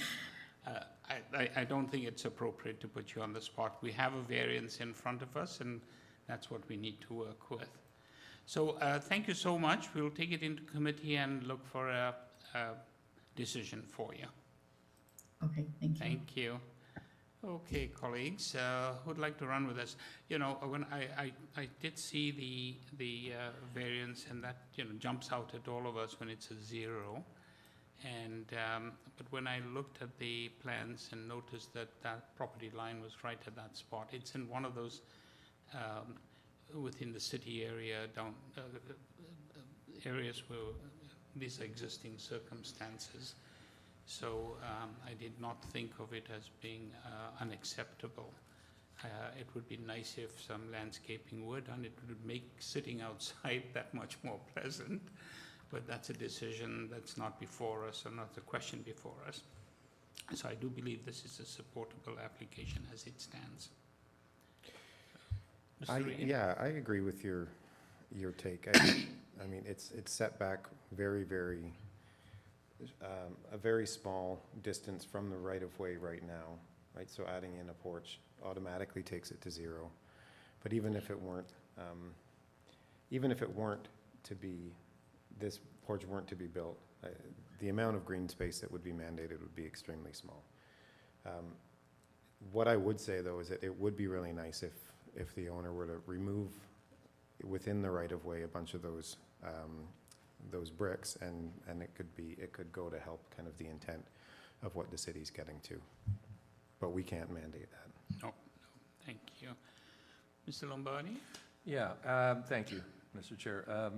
Yeah, I think the only note I would make is that the owner should be aware that they're proposing something on a city boulevard, and at some point in the future, the city could come and do something different with that, and they may have to remove that portion of the proposal. But anyway, I think it's supportable in the sense that there are similar situations along this street. Some of the properties do have front yard soft landscaping, some do not. So this sort of fits into that context. So yeah, I can support this. Thank you. And it's an existing situation, and the front porch was covered when the owner purchased the property, so that impacts it. Thank you very much. Anybody want to put forward a motion? Thank you, Mr. Reid. Chair, for the reasons we've discussed, I'll move that we approve the application without condition. Thank you, Mr. Reid. Seconder, Mr. Lombardi, thank you very much. We have a motion on the floor to approve, moved by Mr. Reid, seconded by Mr. Lombardi. All those in favor? Yes. Thank you. Ms. Wu, you have unanimous approval. Thank you. Thank you so much. Thank you. Thank you. Pardon me. Okay, moving on to item number 22. Item number 22 is 145 Howland Avenue to alter the existing, purpose of the application is to alter the existing 3-story semi-detached dwelling by constructing a front 1-story addition, enclosing a portion of the existing covered porch into habitable space.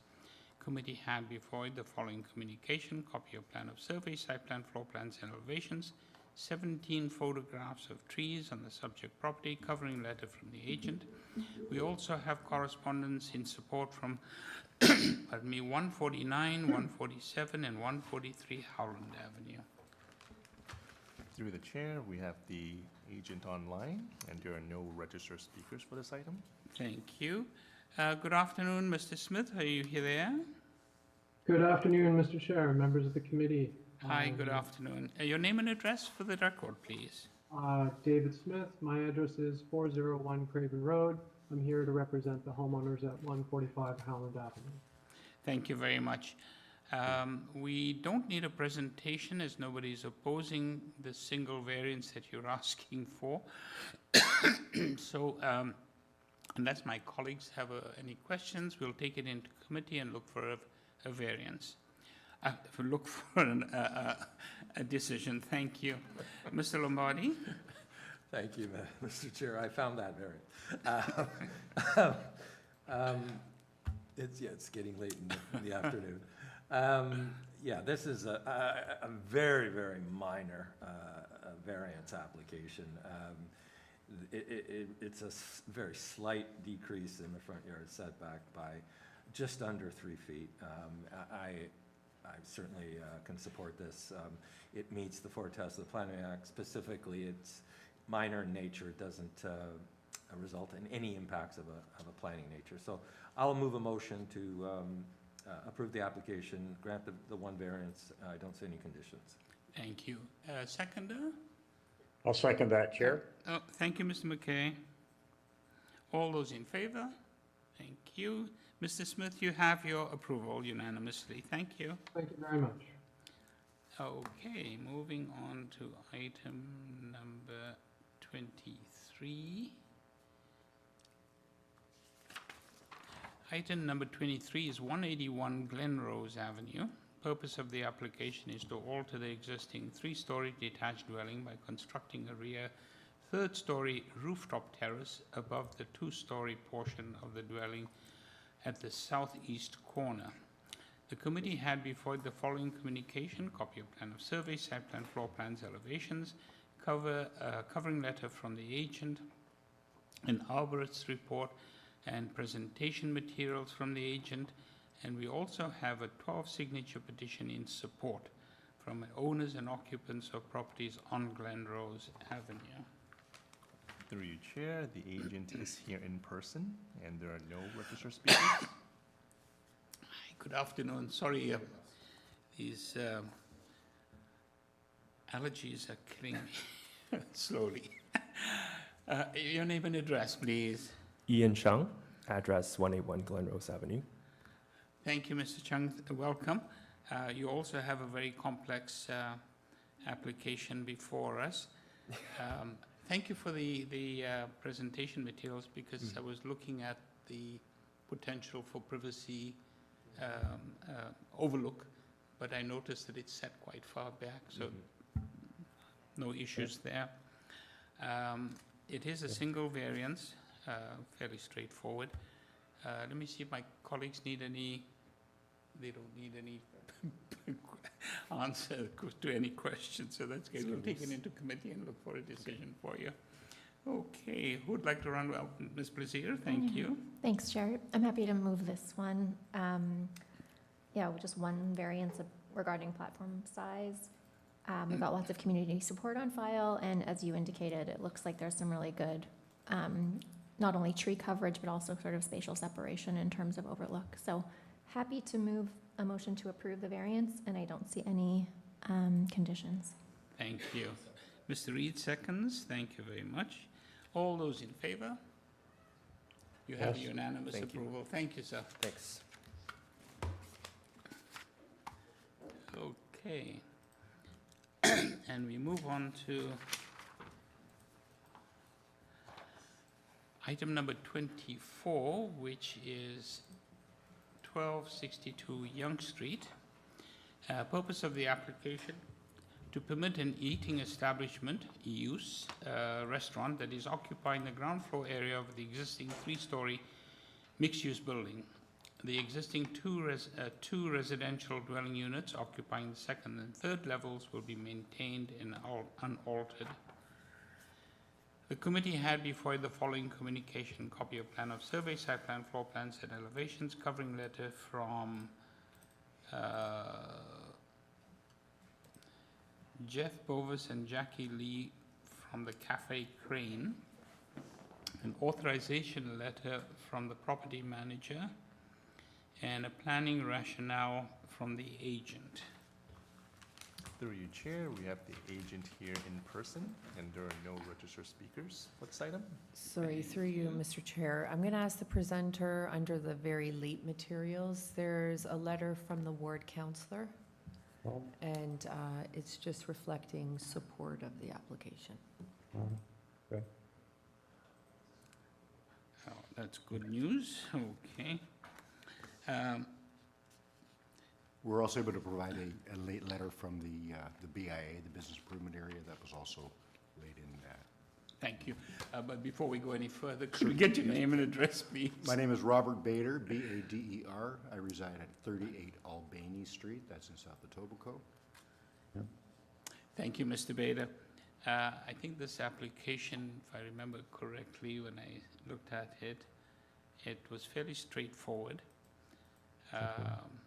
I think in the past there wasn't a restaurant establishment use in this particular area, but it's the area, the size, space of the space that you're looking for. Correct. There are 319. antiquated zoning provisions that are applicable to this property. It's the youngest St. Clair neighborhood, and it limits the restaurant to a size of 150 square meters. There was some debate over what that encompassed because they could not define the gross area. It doesn't exist in the current zoning bylaw. It didn't exist in a previous zoning bylaw. It was probably, years prior to that, I think probably sometime in the 70s. A lot smaller eaters in the past. We now have bigger eaters. We need bigger space. That could be the case. Thank you. Okay, let me just see if my colleagues have any questions for you. If Mr. McKay, any questions at all? No, I don't, Chair. Thank you. Thank you, Mr. McKay. Okay, it's a very straightforward request, and I do believe it's in keeping with what the city needs. So I don't see any concerns with it. Mr. Lombardi, would you like to take that? Yeah, I'll take this one. Yeah, Thank you. I think it's a wonderful application in the sense that it proposes a use that activates the street, and Yonge Street, although it doesn't need any more activation, but it's always nice that the street is activated. I mean, the site is located within the Yonge and St. Clair community. Yonge Street is the main street in Midtown Toronto, we all know that. Property is designated mixed-use areas, and it's within the Yonge and St. Clair secondary plan area, which really talks about, again, maintaining sort of the commercial aspect of that street, activating at ground, at grade, and it is compatible with the surrounding uses, which is really a strong restaurant community, as the applicant has indicated in their filing. I also note that the functional floor area of the restaurant at grade is actually below the threshold, the maximum threshold, and this is really a modest increase in size for the type of use that's being proposed. And it's also comparable to approvals that were granted for restaurants. I'll note it, 1276 and 1222 and 1224 Yonge Street. So I'll move a motion approving approving the application, granting the one variance, and I don't see any conditions of approval. Thank you, Mr. Lombardi. Do we have a second? Mr. Reid, thank you. All those in favor? Thank Yes. you. Mr. Bader, you have unanimous approval. Thank you, Chair and members. Thank you. Okay, moving on to item number 25. Bless you. Item number 25 is 65 Clarendon Avenue. Purpose of the application is to alter the existing 3-story semi-detached dwelling by constructing a rear 3rd-story addition with a side east 3rd-story balcony above the 2nd floor.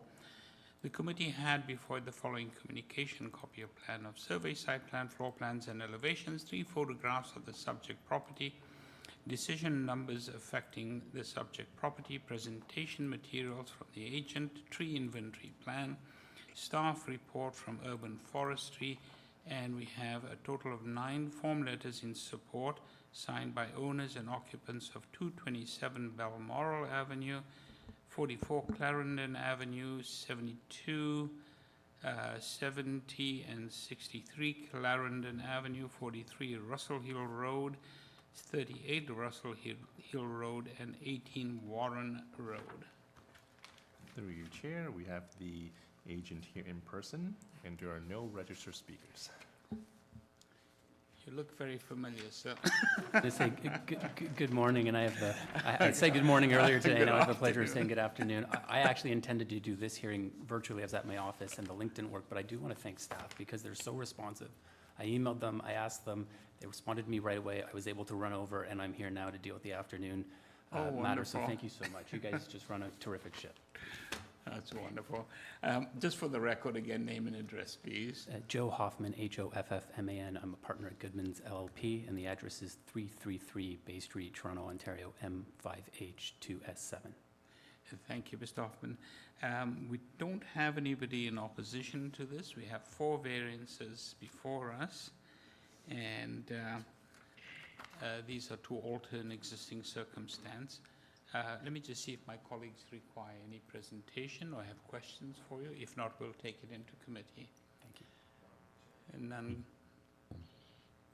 Mr. McKay, any questions or any concerns? No, I don't. Thank you, Chair. No. Thank you, Mr. McKay. Yeah, I looked at the variances and I thought, despite the fact that there are 4 of them, they're all fairly minor in from my perspective, and I didn't see any concerns with regard to them. Mr. Lombardi? Yeah, just one quick, I don't know if this is a correction, but I was looking at the site plan, drawing A2. It indicates and states as the title, proposed 3-story semi-detached dwelling. But the purpose of the application states to alter the existing 3-story semi-detached.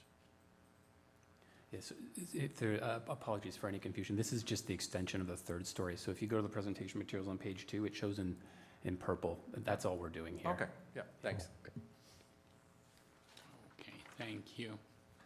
All right, we'll take it into committee and look for a motion.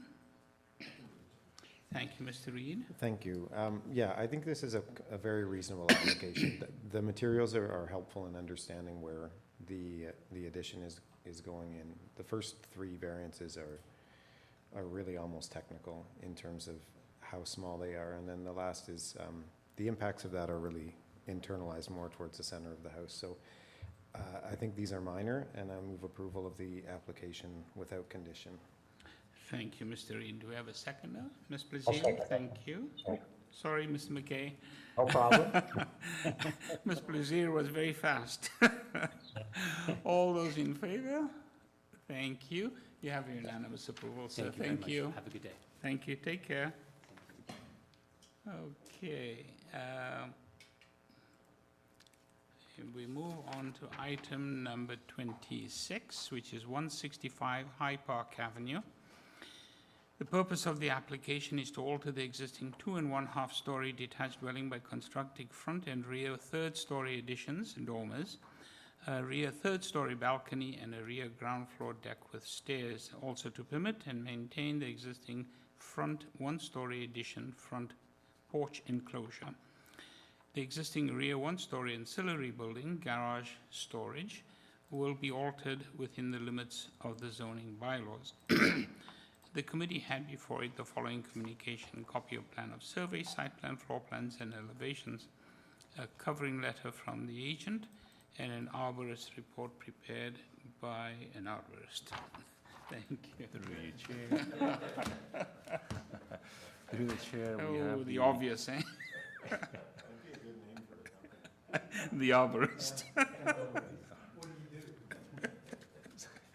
Through the Chair, the agent is online, and there is one interested speaker online as well.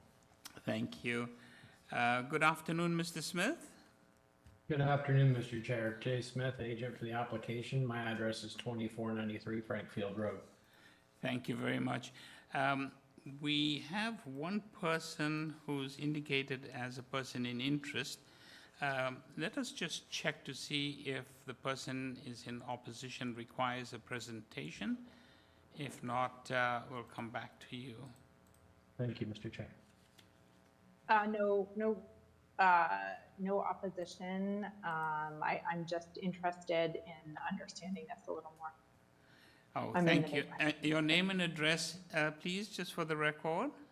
Lisa Barnett, 208 Pacific Avenue. Thank you very much, Ms. Barnett. We'll go back to the agent and see if my colleagues have any questions for Mr. Smith or have any need for presentation. None? Not for me, but it might be helpful for that speaker if he just gives a brief summary Good point, yeah. of what he's doing. So, Mr. Smith, I'm not sure if you heard Mr. Reid suggest that you just give a quick summary so that Ms. Barnett, who was listening in interest, has a sense of what it is you're trying to do. Absolutely, Mr. Chair. We have an as-of-right permit for the deck as well as the second floor addition. This home, believe it or not, was a 10-unit dwelling, not legalized, not legal in a great many ways. The owners who purchased it, we are completely gutting the dwelling, bringing it up to code, and we have added, like I said, as of right, the deck in the second floor rear addition. We are looking to put the front and rear dormers on in order to give enough height on the 3rd floor. The current roof line is very low. We have removed a second floor addition over the existing front porch that was in extremely bad condition and likely built without permits, as was the existing porch enclosed without permits at some point in the building's history. So we're looking to legalize that condition and at the same time add the dormers in. We have existing setbacks that we're looking to legalize. We have the existing front yard setback, we have a roof east projection, side yard setback. The existing front landscaping is there. We, as per my cover letter, we are happy to make permeable paving an existing condition. We have added a third floor egress balcony as required by the OBC, and we have 1.5 meter privacy screens shown on that as well. I'd be happy to answer any other questions, Mr. Chair. Thank you very much. Let me just see if my colleagues have any need for questions. None? No, thanks. Thank you. Thank you for the summary. Actually, it was quite interesting. What we have before us are 4 variances that are, in my view, fairly minor requests. Yeah, And by fine. the sounds of it, it'll bring this property up to a grade that would be more appropriate. It seems to have fallen into a bit of a sad state. Thank you. Colleagues, any questions? None? If not, who would like to run with this particular application? I can, Chair. Thank you, Mr. Reid. Yeah, thanks to the applicant for the summary. That was helpful. And yeah, it's very clear that there's just some small changes that are happening here. Dormer in the front and the back, and the actual massing of the building's not going to feel that much different. So the variances required to get to that point have very few impacts, if any, and I believe they're minor, so I'll move approval without condition. I'll second that, Chair. Oh, thank you, Mr. McKay. Thank you very much. Okay, we have a motion on the floor. Mr. Reid proposed, seconded by Mr. McKay. All those in favor? Thank you. You have unanimous approval, Mr. Smith. Thank you. Thank you, Mr. Chair. Okay, we move on to item number 27. Item number 27 is 130 Riverdale Avenue, and the purpose of the application is to alter the existing 2 1/2 story detached dwelling by constructing a rear 3rd story addition above a portion of the existing 2-story addition. Committee had before the following communication: copy of plan of survey, site plan, floor plans and elevations, 24 photographs of trees on the subject property, a covering letter from the agent. We also have correspondence in support from 128 Riverdale Avenue and 138 Riverdale Avenue. Through the chair, we have the agent online, Thank and you. there are no registered speakers. Good afternoon again, Mr. Chair, members of the committee. Good afternoon. Could you get your name and address, please? Yep, my name is David Smith. I'm here representing the homeowners at 130 Riverdale Avenue. My address is 401 Craven Road. Thank you, sir. We have before us just a single variance request, and nobody in opposition, so we don't require a presentation, but let me just see if my colleagues have any questions for you. If not, we'll take it into committee. None. Mr. McKay, I don't see your hand up, so that's okay. Yeah. All right, let's take it into committee and see if there's a motion on the floor. Mr. Lombardi? Yeah, thank you, Mr. Chair. As you said, this is one variance for FSI. Actually, it only ends up being 14 and a half, roughly speaking, approximately 14 and a half square meters. The addition is at the rear, and it's not, Okay. I do not see that it's visible from the front of the home. And it seems to be completely blocked from the neighbors' properties abutting the subject property. I agree it's a modest, sensible, and sensitive proposal. And it's designed to fit the existing physical character of the immediate neighborhood. So I'm prepared to move a motion approving the application, granting the one variance with no conditions. Thank you, Mr. Lombardi. Do we have a seconder? Mr. Reed, thank you. All those in favor? Thank you. Yes. Mr. Smith, you have a unanimous approval. Thank you. Thank you very much. Thank you. And we move on to item number 28. Item number 28 is 1152 DuPont Street. Purpose of the application is to permit a retail store use within the existing one-story commercial building. Committee had before it the following communication: copy of plan of survey, site plan, floor plans and elevations, 2 photographs of trees on the subject property, and a covering letter from the agent. Through you, Chair, we have the agent online, and there are no no registered speakers for this item. Thank you. Good afternoon, Mr. Milchin, are you there? Yes, I am. Name and address for the record, please. Peter Milchin, 192 Lakeshore Road West. Thank you very much. We don't have anybody, pardon me, we don't have anybody in opposition, but let me just see if my colleagues require a presentation of any questions. None? Oh, Mr. Lombardi has a question. Thank you, Mr. Chair. Through you to Mr. Milchin. Mr. Milchin, you don't provide an explanation as to what kind of retail use or retail store that is being proposed here. Can you explain? So the previous tenant vacated the building earlier this year. It is currently commercially listed. There is some potential tenants that have expressed interest. They're all retail. There is one particular one that seems most interested, which would be a pharmacy, but there is no tenant in place yet. The conversations we've had were potential tenants wanted to know that a retail store would be permitted prior to entering into lease negotiations. All right, and is this use proposed for the entire space? Yes, the conversations that are ongoing are with single tenants who would want the entire space. All right, so you won't have multiple tenants, it's a single tenant that your client is considering? Yes, it's not a building that really lends itself to multiple tenancies. Yep. It only has one entrance, so they don't want to do any major renovation work to the existing building, so they're seeking somebody that would take the building as is. And are you confident that there's enough parking?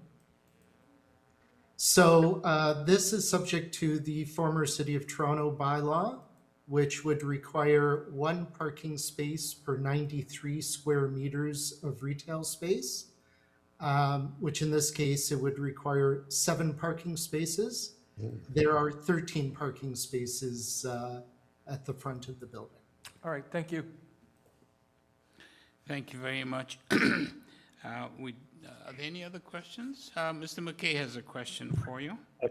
Just a quick comment. So this is DuPont and Dufferin, and I know that that area, and adjacent to that was the old Galleria Mall, but now we have a forest of condo towers there. So certainly there'd be customers for a retail store in your location, I would expect. We believe so. Yeah. Okay. All right, thank you. Thank you, Mr. McKay. Any other questions? If not, we'll take it into committee and look for a motion. Yeah. Okay. Who would like to run with this? Ms. Plaisir. Yeah, I can just start a conversation. I think, as Mr. McKay already pointed out, this could be a very appropriate change in use given the residential intensification that's happening on that intersection. I live just a few blocks away, and DuPont does have a range of small retail already interspersed along that stretch, so I don't see any concerns with the variance being requested, but I'm interested in other thoughts as well. Thank you. Mr. Lombardi? Thank you, Mr. Chair. I concur with my colleague. I will note 2 things. First of all, the applicant has a zoning waiver, not a zoning examiner's notice. So we're going to have to assume that all the variances have been identified, but then again, it's their responsibility if not.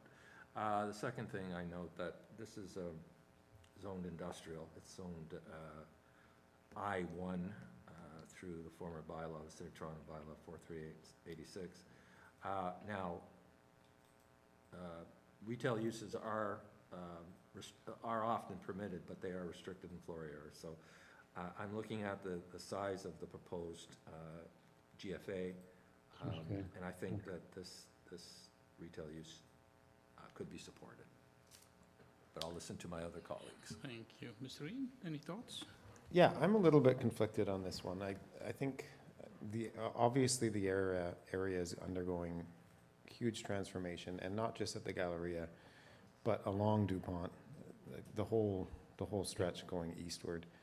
And then just right across the tracks is Geary, which has its own reurbanization, redevelopment happening.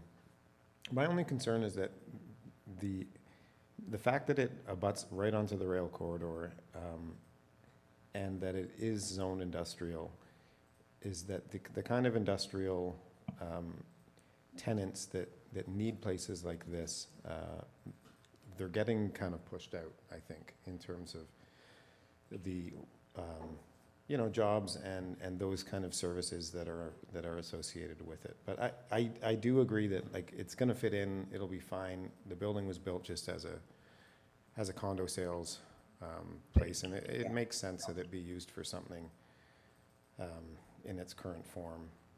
So, yeah, I think it's supportable, but I'm kind of conflicted. Thank you. I think that agree with my colleagues. It's undergone incredible change.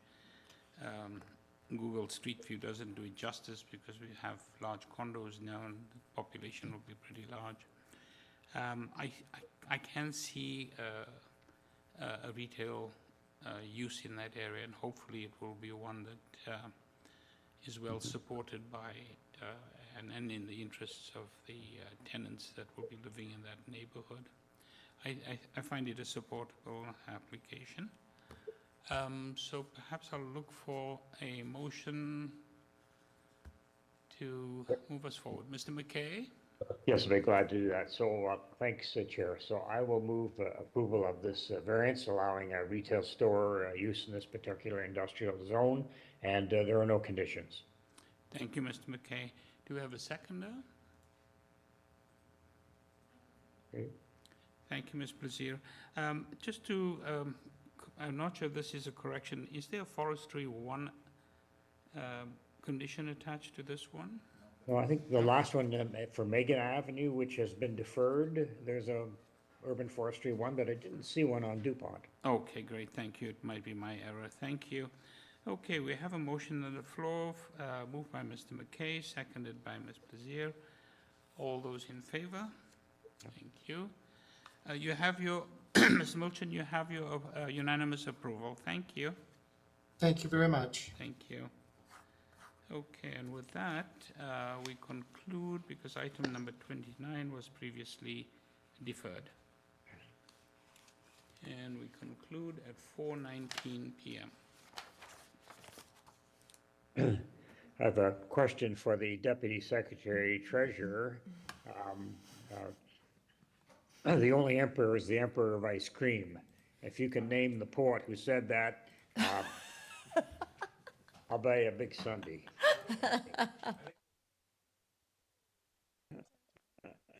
Too late, it was Walt Whitman. Thank you for helping us out today.